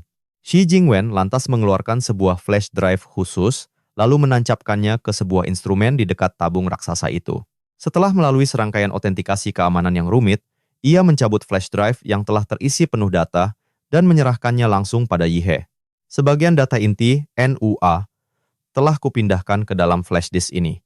Jika ada informasi spesifik yang kau butuhkan, kau bisa berinteraksi langsung dengannya melalui data ini. Menerima benda mungil yang menyimpan kekuatan krusial itu, Yihe merasa semua ini terasa begitu surreal. Bayangkan saja, berapa banyak rahasia negara yang dipegang oleh NUA dan berapa banyak misi strategis tingkat tinggi dari Universitas Hua, bahkan negara Dasashi yang bergantung padanya. Dan sekarang, seorang kepala sekolah begitu saja menyerahkan akses sepenting ini ke tangan seorang murid baru tingkat 1. Kepercayaan yang luar biasa ini justru membuat sang protagonis curiga bukan main. Ini gila. Jangan-jangan ada konspirasi tersembunyi di baliknya. Batinnya dipenuhi kewaspadaan.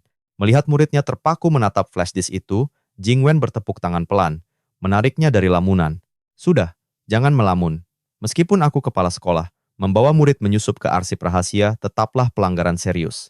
Kita harus segera pergi dari sini. Sementara itu, di sudut lain kampus, uap putih tebal menyembur dahsyat dari tubuh Xiang Jianzhuang.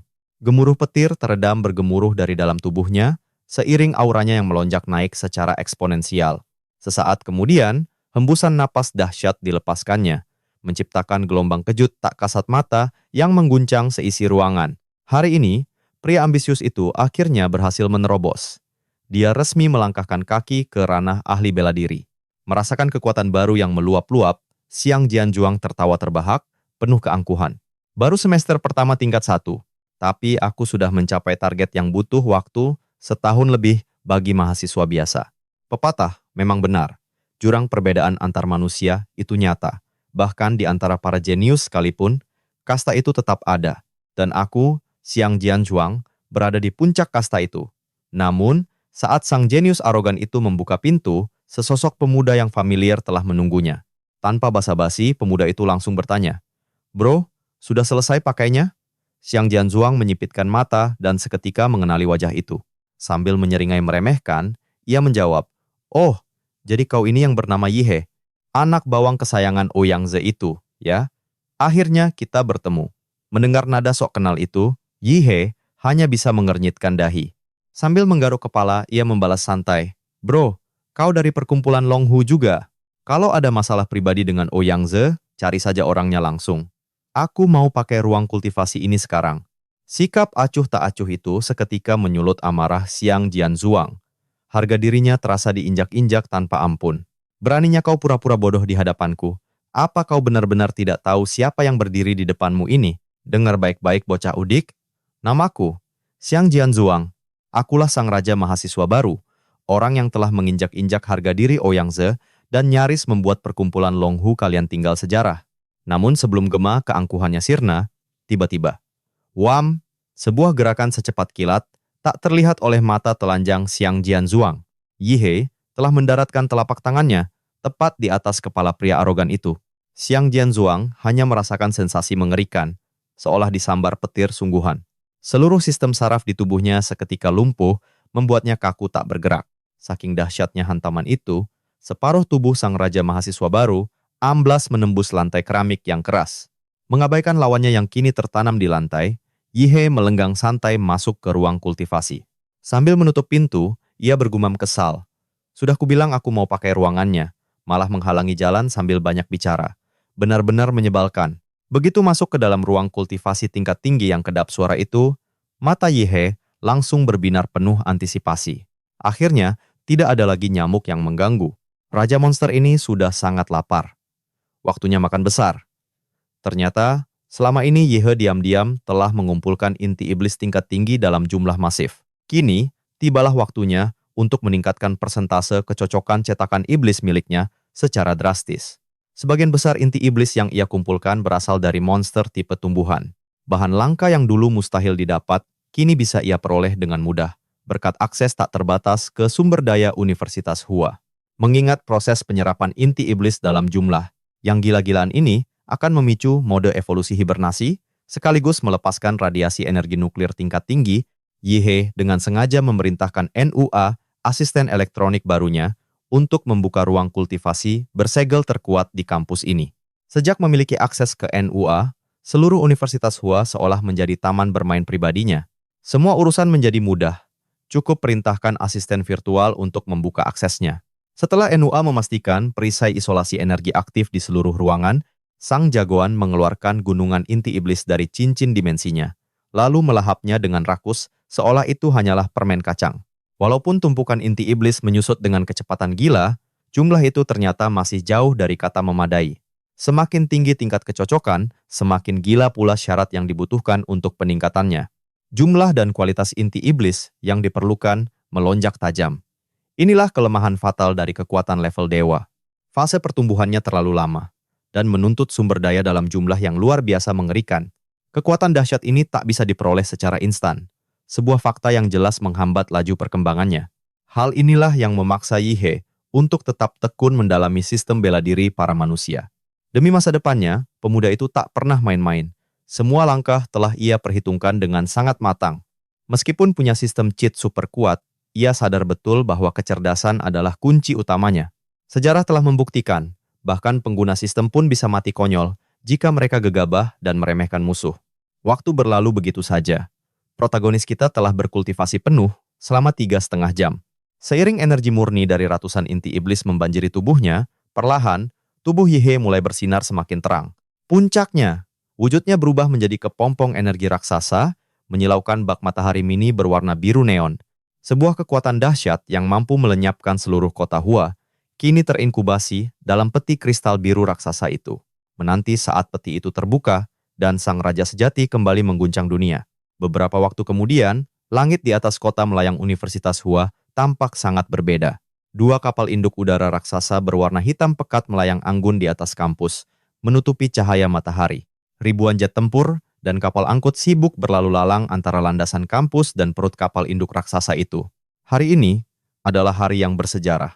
Operasi perebutan kembali negara dasar dimulai. 70% praktisi bela diri dari seluruh negeri dikerahkan serentak ke garis depan. Misi mereka hanya satu, merebut kembali 12 kota suci yang jatuh ke tangan musuh, berapapun harganya. Di angkasa terdepan, tampak sosok Xi Jingwen berdiri dengan gagah perkasa. Pria yang biasa berpenampilan rapi itu kini mengenakan mantel militer hitam beraksen emas.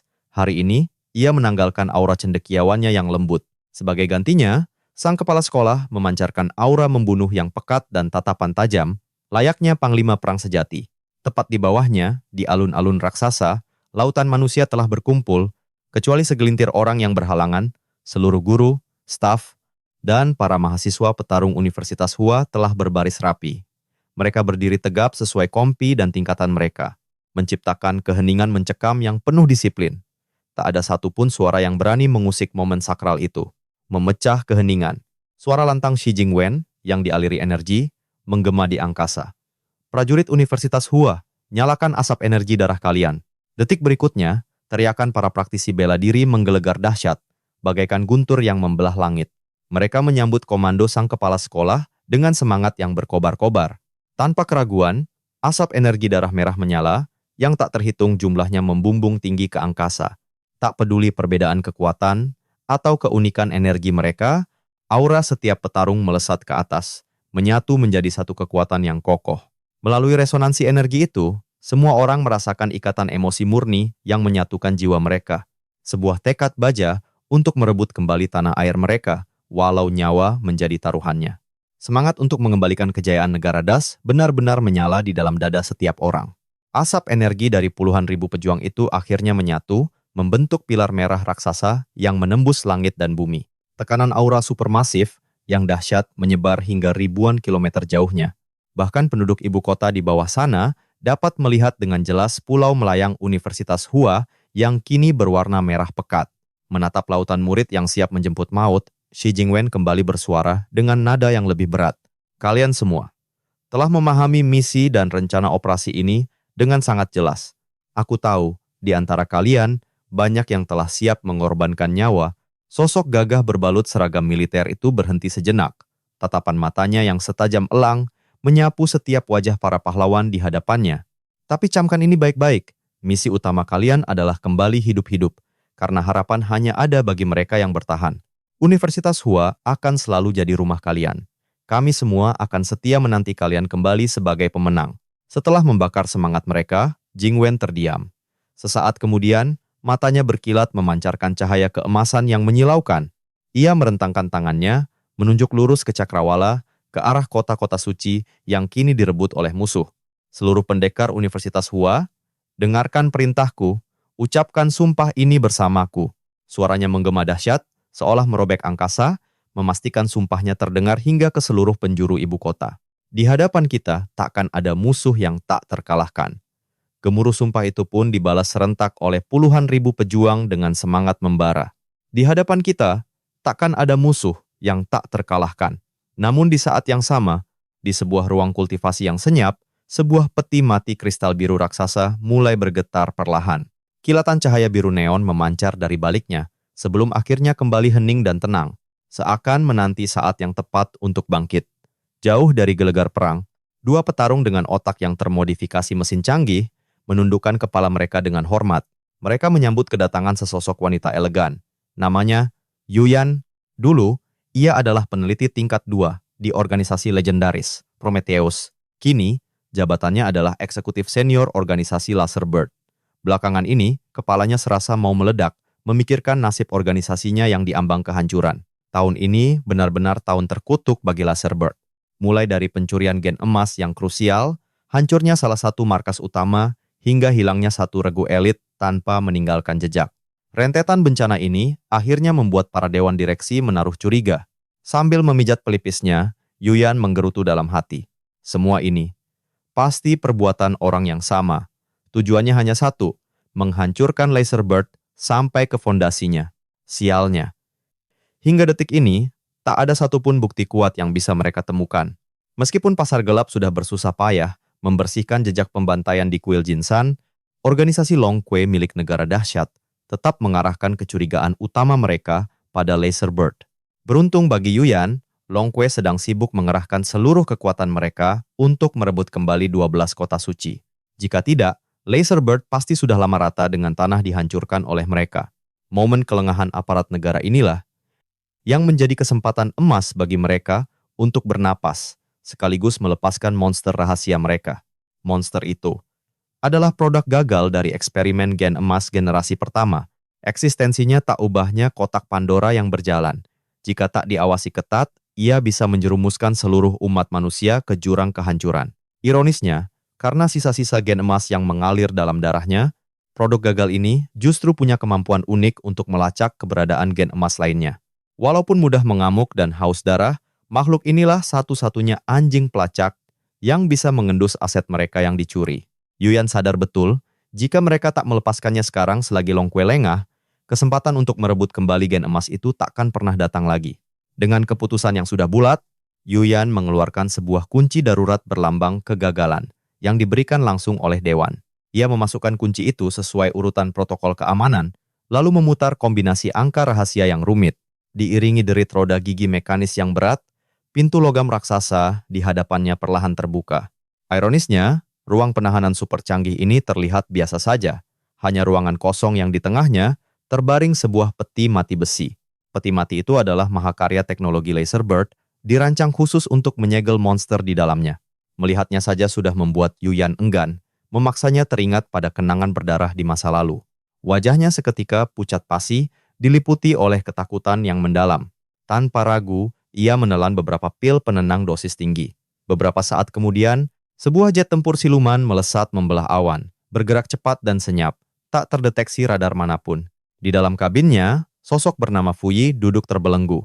Kepalanya terkunci dalam kurungan Iron Maiden yang tersambung langsung ke peti mati besi itu. Untungnya baginya, kekangan di mulutnya telah terlepas, menampakkan separuh wajahnya yang pucat pasi. Memecah sunyi, suara serak dan pecah bagai senar biola putus, keluar dari mulut sang tahanan menunjuk ke arah depan. Mendengar arahan dari makhluk itu, sang pilot segera melapor pada komandannya. Kapten, arah yang ditunjuk anjing pelacak ini lurus menuju ke kota barat. Mendengar nama lokasi itu, sang kapten yang lengannya dimodifikasi menjadi mesin logam langsung menyipitkan mata. Dia bergumam pelan, menganalisis situasinya. Bukankah itu salah satu target yang hendak direbut kembali oleh organisasi Longke? Menyadari kemungkinan bentrok dengan aparat, para anggota regu elit di sekitarnya justru menanggapinya dengan sangat percaya diri. Salah satunya menyeringai remeh. Tenang saja, Kapten. Selama bajingan pencuri gen emas itu bukan level Mahaguru, kita akan baik-baik saja. Bahkan jika dia setingkat ahli bela diri agung, kita bisa dengan mudah mengepung dan menghabisinya. Anggota lain menimpali, memuji atasan mereka. Betul sekali. Di bawah pimpinan Anda, operasi mana yang pernah gagal? Selama kita tidak sial bertemu anggota inti tingkat 1 dari Longkue, kita pasti bisa kabur dengan selamat setelah mengambil barang itu. Namun, sang kapten sama sekali tidak menanggapi pujian mereka. Sebaliknya, ia melakukan sesuatu yang sangat aneh. Ia mengangkat pergelangan tangannya, berbisik pada jam tangan pintarnya, "Tuan Master Hawa, blokir semua sinyal pesawat ini. Retas sistem kemudinya sekarang. Dan aktifkan mode autopilot." Seketika suara AI merespons perintahnya dengan patuh. "Sesuai keinginanmu, sang eksekutor." Hampir bersamaan, seluruh sistem kendali di kokpit mati total.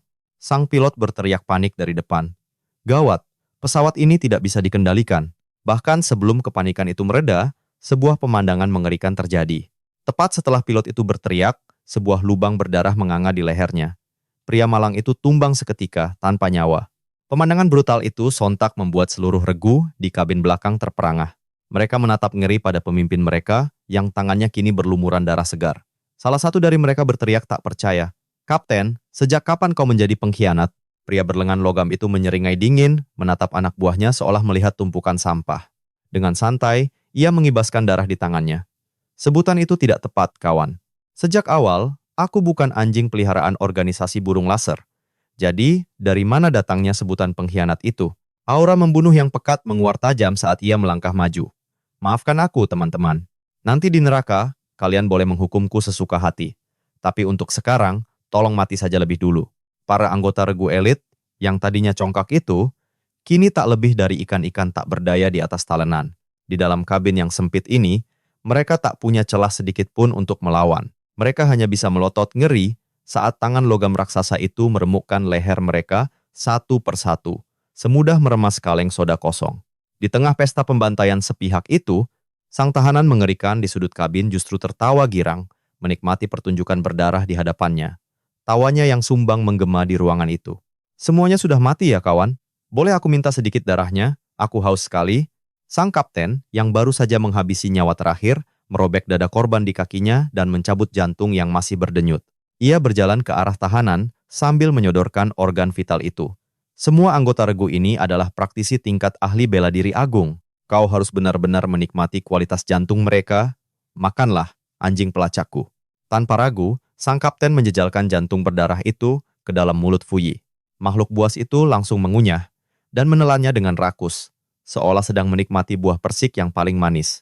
Fuyi mengecap sisa darah di bibirnya, seolah enggan berpisah dengan rasa manis yang langka itu. Menatap sang kapten, ia bertanya dengan suara serak, "Jadi, kau mau melepaskanku?" Tanpa menjawab, sang kapten hanya merogoh dada mayat-mayat ahli bela diri agung di sekitarnya, mengambil beberapa jantung lagi, dan menjejalkan semuanya ke dalam mulut Fuyi. Padahal, protokol keamanan organisasi melarang keras Fuyi untuk diberi makan. Karena sekali saja monster ini mengonsumsi daging dan mendapat asupan energi, bahkan peti mati berteknologi canggih ini pun tak akan sanggup lagi mengurungnya. Sambil menatap tahanannya yang mengunyah dengan lahap, sang kapten akhirnya membuka suara dengan nada, Aku tak butuh misi khusus darimu. Cukup lepaskan seluruh amarahmu dan mengamuklah sepuasnya di tanah kekaisaran ini. Saat ini, mereka sedang mengerahkan seluruh pasukan demi merebut kembali kota-kota suci yang jatuh. Pria berlengan logam itu menyeringai licik. Dan kebangkitan Dasya adalah mimpi terburuk yang paling ditakuti oleh wilayah Beibaidun kami. Tugasku berakhir di sini. Aku harus segera pergi. Jika tidak, saat kau berhasil keluar, kau pasti akan mencabik-cabikku juga. Anggap saja mayat para elit ini sebagai hidangan pembuka sebelum kebebasan sejatimu tiba. Tanpa menoleh ke belakang sedikit pun, sang kapten langsung melompat dari palka jet tempur siluman itu, meninggalkan Fuyi sendirian di tengah lautan mayat. Dalam kabin yang sunyi senyap, Fuyi perlahan tertawa dengan suara parau yang mengerikan. Konyol sekali. Kemarin aku hanyalah seekor anjing pelacak yang diperintah untuk mencari barang tuannya. Sekarang, aku justru dinaikkan pangkat menjadi anjing gila yang sengaja dilepas untuk menggigit siapapun tanpa pandang bulu. Mereka benar-benar meremehkanku. Tawanya pun berubah menjadi geraman buas yang syarat akan kebencian. Rasanya, aku ingin mengunyah mereka semua hingga lumat dan menelannya hidup-hidup ke dalam perutku. Terang! Tiba-tiba, paku-paku baja yang menembus sangkar kepalanya melesat keluar bagaikan peluru, masih berlumuran cairan otak yang kental. Paku-paku mematikan itu memantul liar di dinding kabin, lalu menghantam semua titik vital pada peti besi itu dengan presisi yang sempurna. Peti mati yang tadinya tersegel rapat itu mulai retak hebat akibat gempuran dari dalam dan dari luar. Sesaat kemudian, derit logam yang terkoyak hebat memenuhi seisi ruangan. Sosok iblis kurus kering dengan postur bungkuk merangkak keluar perlahan dari kuburan besinya. Tatapan membunuhnya langsung terkunci pada cakrawala kota barat, sembari ia meregangkan tubuhnya yang kaku. Monster itu bergumam sinis. Aku harus menyempurnakan sisa gen emas di tubuhku ini terlebih dahulu.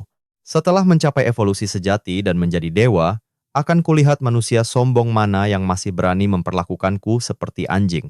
Adegan pun beralih ke medan perang yang sesungguhnya. Ribuan pesawat angkut militer yang membawa para praktisi bela diri dari seluruh penjuru bergerak menuju langit kota barat yang telah jatuh ke tangan musuh. Di pusat komando, petinggi Universitas Hua selaku panglima tertinggi mulai meneriakkan instruksi melalui radio komunikasi. Perhatian, seluruh unit garda depan. Segera mundur dari radius area pengeboman sekarang. Serangan artileri roket skala penuh akan menyapu bersih area itu dalam hitungan detik. Strategi mereka sangat jelas. Menggunakan hujan artileri sebagai terapi kejut untuk memancing semua monster rendahan keluar dari sarangnya.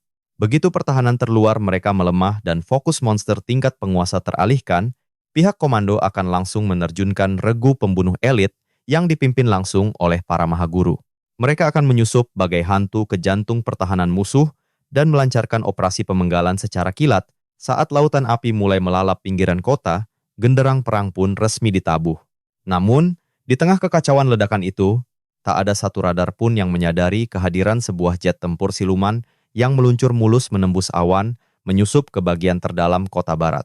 Tiba-tiba, sebuah bayangan hitam raksasa muncul dari balik awan, tepat di atas jet siluman itu. Krak! Seekor monster, burung raksasa bermata enam, merobek awan dan menukik dengan tajam. Cakarnya yang setajam pedang, langsung mencengkeram badan jet tempur itu hingga remuk. Monster raksasa itu berkuak puas, merasa berhasil menangkap mangsa terbangnya. Burung buas itu mengoyak atap pesawat dengan paruh dan cakarnya, bagaikan membuka kaleng sarden. Namun, ia justru kebingungan. Tak ada satupun manusia hidup di dalamnya. Yang ada hanyalah genangan darah kental dalam jumlah yang tak wajar. Tepat di saat monster itu lengah karena kebingungan, Fuye, yang tubuhnya kini lebih berisi, tiba-tiba muncul di atas kepala burung raksasa itu bagaikan hantu. Deretan gigi hiu berwarna hitam keemasan, saling bergesekan di balik bibirnya yang robek. Ia menyeringai sadis. Waktunya mencicipi hidangan lokal. Jelep, tangan kiri Fuyi menancap brutal, menembus tengkorak belakang monster burung itu. Lengannya seketika berubah menjadi ratusan tentakel hitam kemerahan yang menggeliat liar seperti sarang ular. Tentakel maut itu merobek masuk, menggerogoti setiap jaringan otot, organ dalam, hingga ke tulang belulang burung raksasa itu. Laksana akar parasit yang buas. Jangankan untuk melawan, monster level tinggi itu bahkan tak sempat menjerit saat tubuhnya dihisap kering kerontang hanya dalam sekejap mata. Hanya tersisa kulit berbulu dan kerangka rapuh. Namun kengerian yang sesungguhnya baru saja dimulai. Tiba-tiba, sepasang sayap hitam raksasa milik monster tadi terkembang megah dari punggung Fuye. Sosok iblis itu melayang, membelakangi cahaya matahari dengan tangan terentang. Dari dekat, terlihat pergerakan mengerikan di balik kulitnya yang pucat, seolah jutaan makhluk kecil merayap dan berdesakan di dalam dagingnya. Fu Ye menunduk, memandangi lautan monster di bawahnya. 6 bola mata baru yang menjijikan kini menghiasi wajahnya, berputar liar memindai mangsa-mangsanya. Tawanya yang membahana seakan merobek angkasa. Gila, tempat ini adalah banggen paling melimpah di dunia. Tubuhku yang rusak ini pasti bisa pulih total di sini. Inilah yang kusebut restoran prasmanan surgawi. Tak lama kemudian, bangkai pesawat siluman yang tak terkendali akhirnya menghunjam daratan kota barat. Ledakan dahsyatnya sontak menarik perhatian satu regu praktisi bela diri yang tengah berpatroli tak jauh dari sana. Seorang pemuda bergolok menunjuk ke arah kepulan asap hitam dengan raut cemas. "Kak Liu, lihat, ada pesawat jatuh diserang monster. Ayo kita ke sana, mungkin pilotnya masih bisa diselamatkan." "Xiaozang, tenang dulu, jangan gegabah.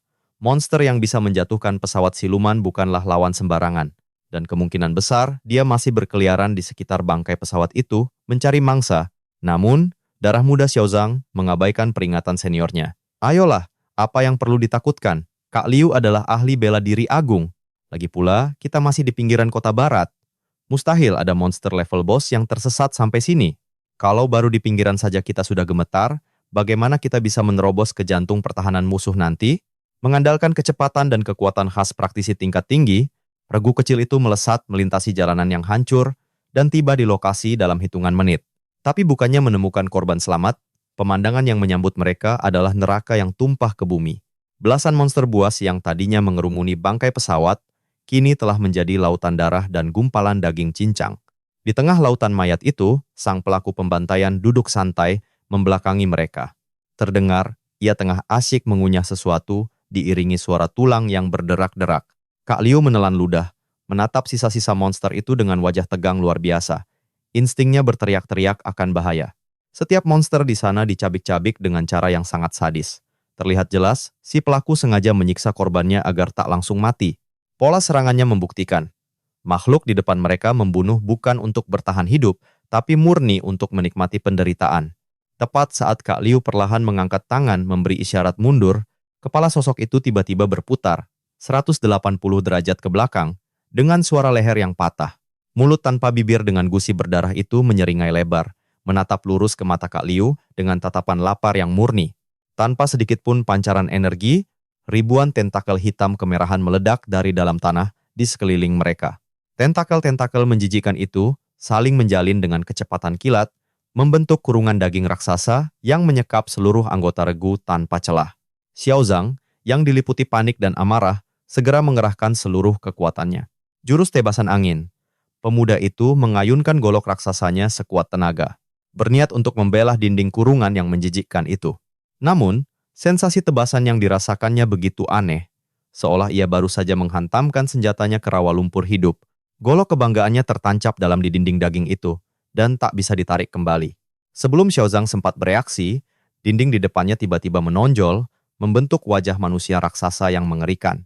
Dalam sekejap mata, rahang raksasa itu menganga lebar dan langsung menelan tubuh pemuda malang itu bulat-bulat.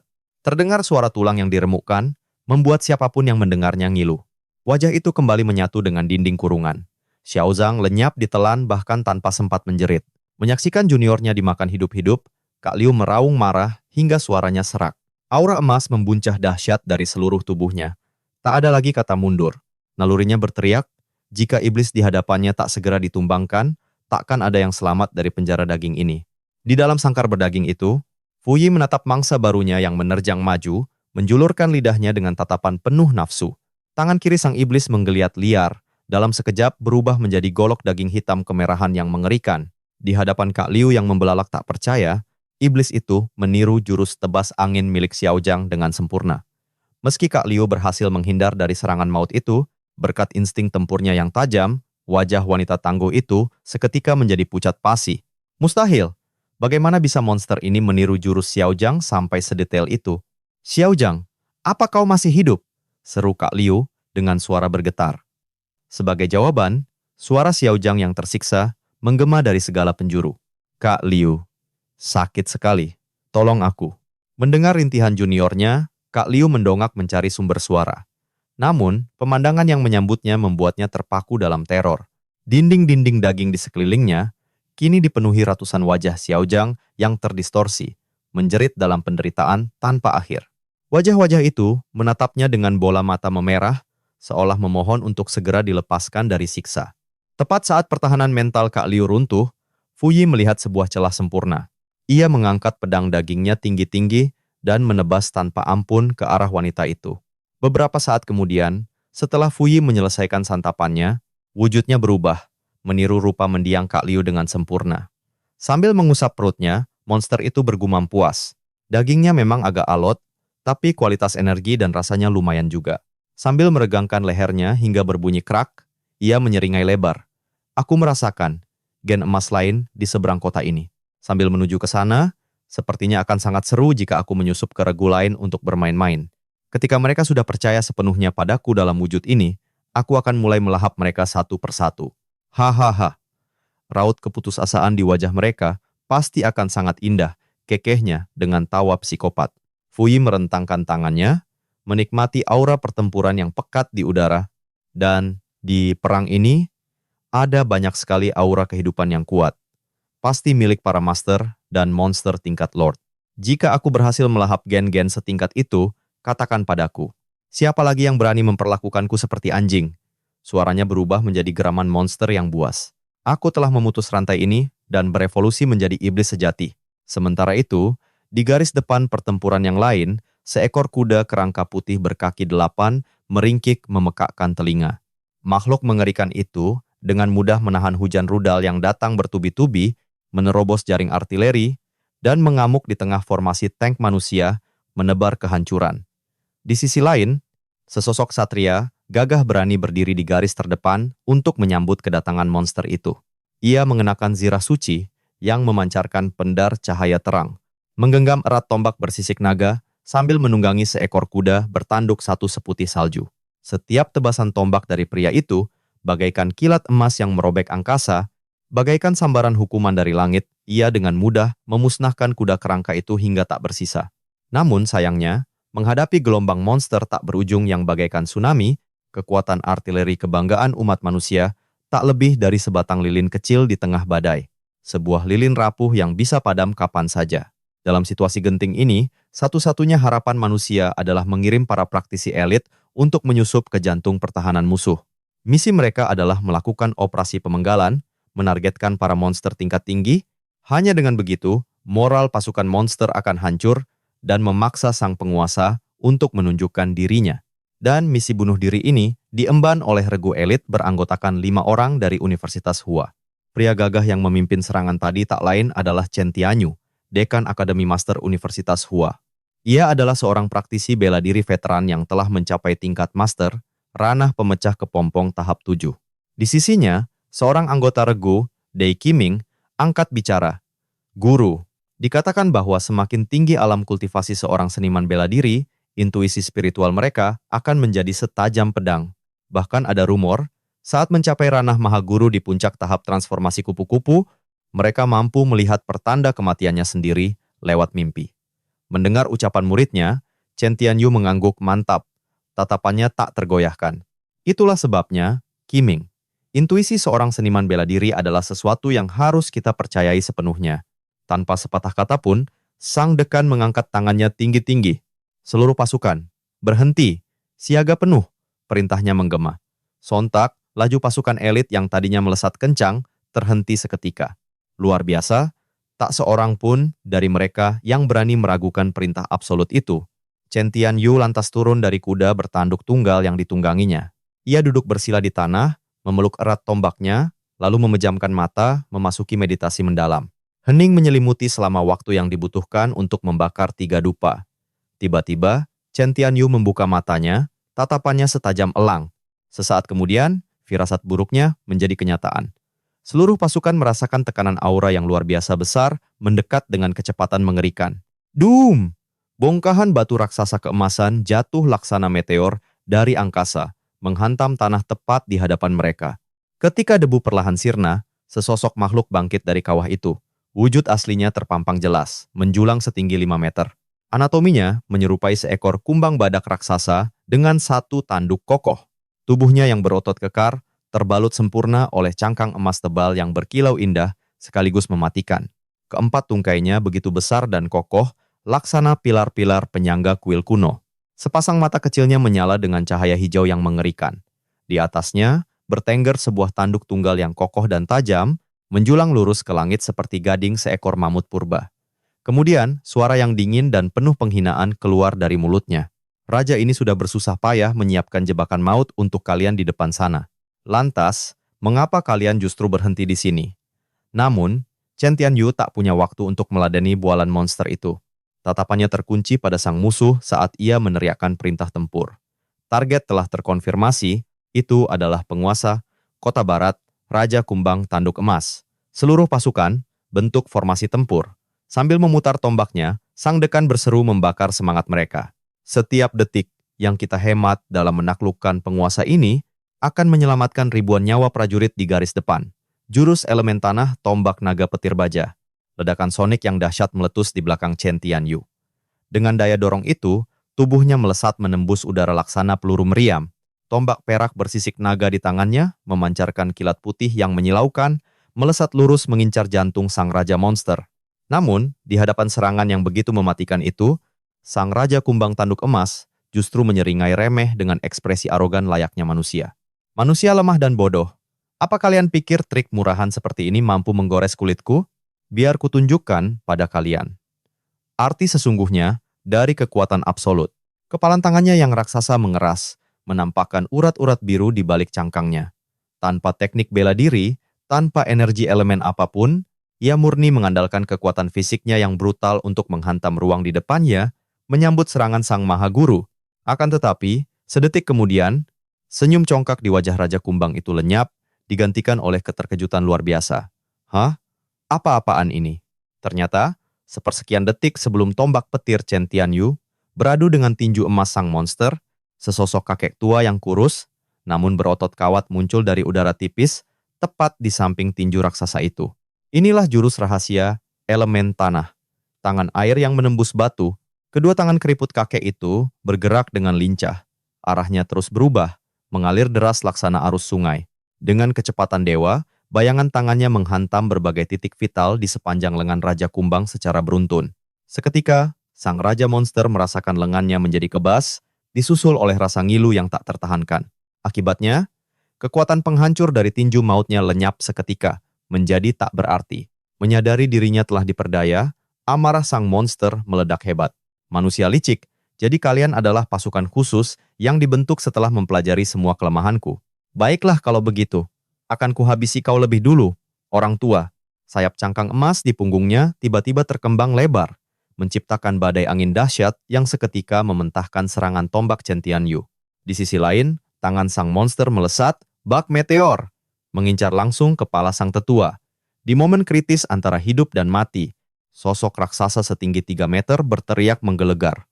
Berbalut zirah baja tebal, dialah sang perisai tim, sang tanker melesat maju, menancapkan kakinya dalam-dalam ke tanah. Ia menjadi benteng hidup demi melindungi sang tetua dari serangan maut. Blam, suara logam beradu memekakkan telinga. Raksasa berzirah itu terdorong mundur, kedua kakinya amblas menembus tanah. Kekuatan hantaman itu sungguh di luar nalar. Darah segar seketika merembes deras dari sela-sela zirahnya. Saat Raja Kumbang Emas hendak menyerang lagi, sesosok pria dan wanita tiba-tiba muncul menghadangnya. Mereka adalah Qiming yang kultivasinya selangkah lagi mencapai ranah Mahaguru, bersama kekasihnya, Baek Hian, ahli bela diri agung tingkat 9. Tanpa ragu, Qiming langsung memimpin serangan, melesat tinggi ke angkasa. Sarung tangan baja berkepala harimau miliknya meraung buas. Suaranya menggetarkan udara. Di saat yang sama, Baek Hian menerjang dari bawah, kedua telapak tangannya menari dengan lincah. Serangan sang pria begitu keras dan brutal, sementara gerakan sang wanita mengalir lembut namun mematikan. Keduanya bergerak begitu harmonis, saling mengisi layaknya perpaduan yin dan yang sempurna. Ini adalah teknik rahasia, jurus gabungan yang diciptakan khusus untuk pasangan. Kombinasi serangan mereka yang sinkron, mampu melepaskan kekuatan destruktif setara level Mahaguru meski hanya sesaat. Siapa sangka, jurus aneh ini ternyata berhasil. Raja Kumbang Emas tak mampu bergerak, terpaku di tempatnya, melihat celah emas yang tercipta berkat murid-muridnya. Di seberang arena, Chen Tianyu melesat ke atas punggung kuda, bertanduk satu miliknya. Menyatukan energinya dengan sang tunggangan, sang dekan memimpin serangan pamungkas dengan gagah perkasa. Sambil memutar tombaknya, ia berteriak membelah langit. Domain aktif, pasukan kavaleri baja petir. Seketika, medan energi spiritual meledak keluar, mengunci sang monster dan menyeretnya paksa ke dimensi buatan. Raja Kumbang Emas, yang tertahan oleh serangan Qiming dan Baek Hian, tiba-tiba merasakan pandangannya kabur. Tanpa ia sadari, sang monster telah terlempar ke medan perang kuno, yang dipenuhi ribuan mayat prajurit. Di ujung cakrawala dimensi itu, sesosok jenderal raksasa menggenggam tombak, memimpin ribuan kavaleri yang seluruh tubuhnya tercipta dari petir murni. Mereka menyerbu lurus dengan aura membunuh yang pekat. Namun melihat pemandangan epik ini, sang Raja Kumbang Emas justru mendengus. Sistem kultivasi kalian para manusia ternyata cukup menarik juga. Mungkin benar apa kata Kaisar. Bangsa monster memang harus mulai mempelajari ilmu kalian. Sesaat setelah meremehkan lawannya, tubuh sang monster tiba-tiba membesar hingga 2 kali lipat. Diiringi kepakan sayap baja di punggungnya. Makhluk itu melesat menembus udara, kecepatannya melampaui beberapa kali lipat kecepatan suara. Tubuhnya berubah menjadi proyektil cahaya emas, menerjang brutal, beradu langsung dengan ribuan kavaleri petir di hadapannya. Krak, boom. Detik berikutnya, benturan dua kekuatan absolut itu menghancurkan seluruh domain buatan Chen Tianyu, membuatnya retak berkeping-keping seperti kaca. Suara guntur yang memekakkan telinga menggelegar dahsyat, menyapu langit di seluruh kota barat. Sisa kilatan petir dari ledakan itu menyambar liar, dari pusat kota hingga ke perbatasan, menghanguskan apapun yang dilewatinya menjadi abu. Namun di tengah kedahsyatan itu, seluruh anggota regu elit menyadari satu hal. Mustahil. Membunuh monster setingkat penguasa akan semudah ini. Bahkan hanya untuk melukainya dengan parah, sudah bisa dianggap sebuah keajaiban besar. Dan firasat buruk mereka terbukti benar. Dari balik kepulan asap, suara berat Raja Kumbang Emas kembali terdengar. Kalian para manusia, lumayan tangguh juga. Perlahan, siluet sang monster muncul dari balik debu. Jika yang terkena serangan domain barusan adalah monster penguasa biasa, mereka pasti sudah tewas di tempat. Tapi sayangnya untuk kalian, bahkan di antara para penguasa, ada tingkatan kekuatan. Dan aku berdiri di puncak tertinggi. Pemandangan berikutnya. Sukses membuat darah seluruh anggota regu elit membeku seketika. Luka menganga di tubuh Raja Kumbang Tanduk Emas, kini mulai berdenyut dengan wujud yang menjijikkan. Serat-serat daging baru tumbuh menyatu, dengan kecepatan yang mustahil, ditangkap mata telanjang. Cangkang emas yang baru merayap cepat, menutupi dagingnya yang masih basah. Sesaat kemudian, retakan mulai menjalar, di sekujur cangkang lamanya yang setinggi 5 meter itu. Tak lama, sesosok wujud baru berwarna emas gelap merobek paksa cangkang lamanya dari dalam. Meskipun ukurannya menyusut drastis dari wujud raksasanya, aura kematian yang terpancar justru berlipat-lipat kali lebih mencekam. Makhluk itu kini berdiri angkuh, menatap lurus ke arah Chen Tianyu. Inilah wujud evolusi tahap kedua dari sang Raja Kumbang Tanduk Emas. Melihat monster itu terlahir kembali alih-alih mati, wajah seluruh anggota regu mendadak pucat, pasti diselimuti teror. Gila! Dia menyembunyikan evolusi langka semacam ini.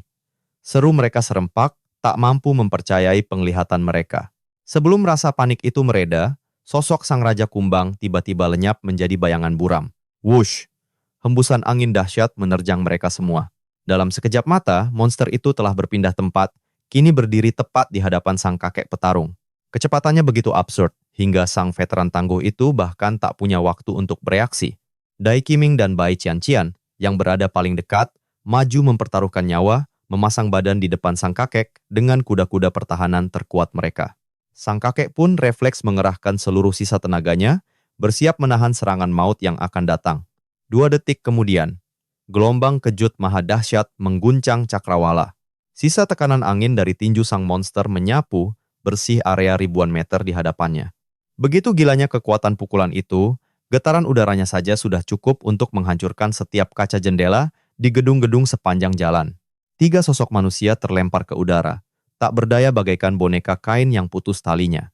Di antara ketiganya, hanya Dai Qiming yang memiliki kultivasi tertinggi dan sang kakek yang masih memiliki sisa kesadaran untuk bertarung. Malang bagi Bai Qianqian yang tingkatannya paling rendah. Tulang di kedua lengannya remuk redam seketika. Luka dalam yang parah menderanya, membuatnya langsung jatuh pingsan di ambang ajal. Tepat di momen kritis itu, suara listrik bertegangan tinggi yang memekakkan telinga membelah udara. Chen Tianyu dan sang tanker berbaju zirah akhirnya tiba. Mereka melesat maju, mengincar titik buta sang Raja Kumbang dari belakang. Namun, tragedi yang lebih besar justru terjadi, jauh di luar dugaan semua orang. Ujung tombak petir Chen Tianyu yang melesat dengan kekuatan penuh, justru ditangkap dengan santainya oleh satu tangan sang monster. Padahal sang dekan telah mengerahkan seluruh kekuatan murninya. Ditambah lagi dengan daya dorong dari kuda unicornnya yang perkasa. Tetap saja, tombak kebanggaannya itu tak bergeser bahkan seinci pun. Di sisi lain, perisai raksasa sang tanker yang diayunkan sekuat tenaga, dengan mudah ditepis ke samping hingga tubuhnya terpental jauh dan bergulingan di tanah. Serangan pamungkas mereka gagal total. Raut wajah Chen Tianyu berubah pucat karena ngeri. Detik berikutnya, sebuah pemandangan gila tersaji. Lengan emas monster itu terangkat tinggi-tinggi dengan paksa, dengan kekuatan fisik yang tak masuk akal. Makhluk itu mengangkat tubuh Chen Tianyu beserta kuda tunggangannya sekaligus ke udara. Padahal berat total keduanya setara tank lapis baja. Lalu ia menendang perut kuda itu dengan keji, membuat mereka berdua terhempas menabrak reruntuhan. Begitu Chen Tianyu jatuh tersungkur sambil memuntahkan darah, sang monster langsung mencekik lehernya, mengangkat tubuhnya dengan seringai sadis seraya mengejek. Regu kalian sudah mati-matian mengeluarkan semua kartu truf. Tapi pada akhirnya, kalian tetap tak bisa membunuhku. Seorang penguasa tunggal, dengan kekuatan sampah seperti ini, bagaimana kalian bermimpi mengalahkan penguasa lain di kota ini? Hah?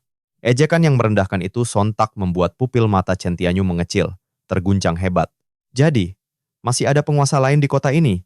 Sementara itu, di medan perang timur, pemandangannya jauh lebih tragis. Seluruh blok kota telah rata dengan tanah, luluh lantak oleh gempuran meriam udara, dan lautan pasukan monster darat. Tiba-tiba, sirene darurat melengking nyaring, memecah ketegangan di ruang komando armada. Suara peringatan dari sistem kecerdasan buatan menggema berulang kali. Peringatan tingkat merah. Saat ini tidak ada mahaguru bela diri yang menjaga pasukan darat di sektor ini. Sistem menyarankan mundur taktis sesegera mungkin. Mendengar laporan AI itu, tinju sang komandan tertinggi menghantam meja di ruang kendali kapal induk. Omong kosong, bagaimana mungkin? Bukankah monster penguasa satu-satunya sudah ditangani regu elit Dekan Chen di pusat kota? Sialan, perintahkan semua pasukan darat mundur darurat. Seluruh armada tempur di angkasa, naik ke ketinggian maksimal, jauhi jangkauan serangan darat, sekarang, dan siapkan peluncuran rudal nuklir penembus bumi. Namun, perintah itu terlambat sepersekian detik. Tepat saat armada udara hendak naik, daratan di bawah mereka retak dan terbelah. Sebuah tentakel raksasa berwarna tanah tiba-tiba meledak dari balik aspal. Tentakel mengerikan, berdiameter gedung pencakar langit itu, melesat dengan kecepatan gila, mencoba merenggut formasi kapal tempur di atasnya. Beruntung, sistem pertahanan otomatis armada bereaksi dalam sekejap. Tembakan energi murni dari meriam elektromagnetik super di kapal utama pun dilepaskan. ZARASSH. Tentakel raksasa itu seketika tertebas, putus oleh bilah energi elektromagnetik keemasan.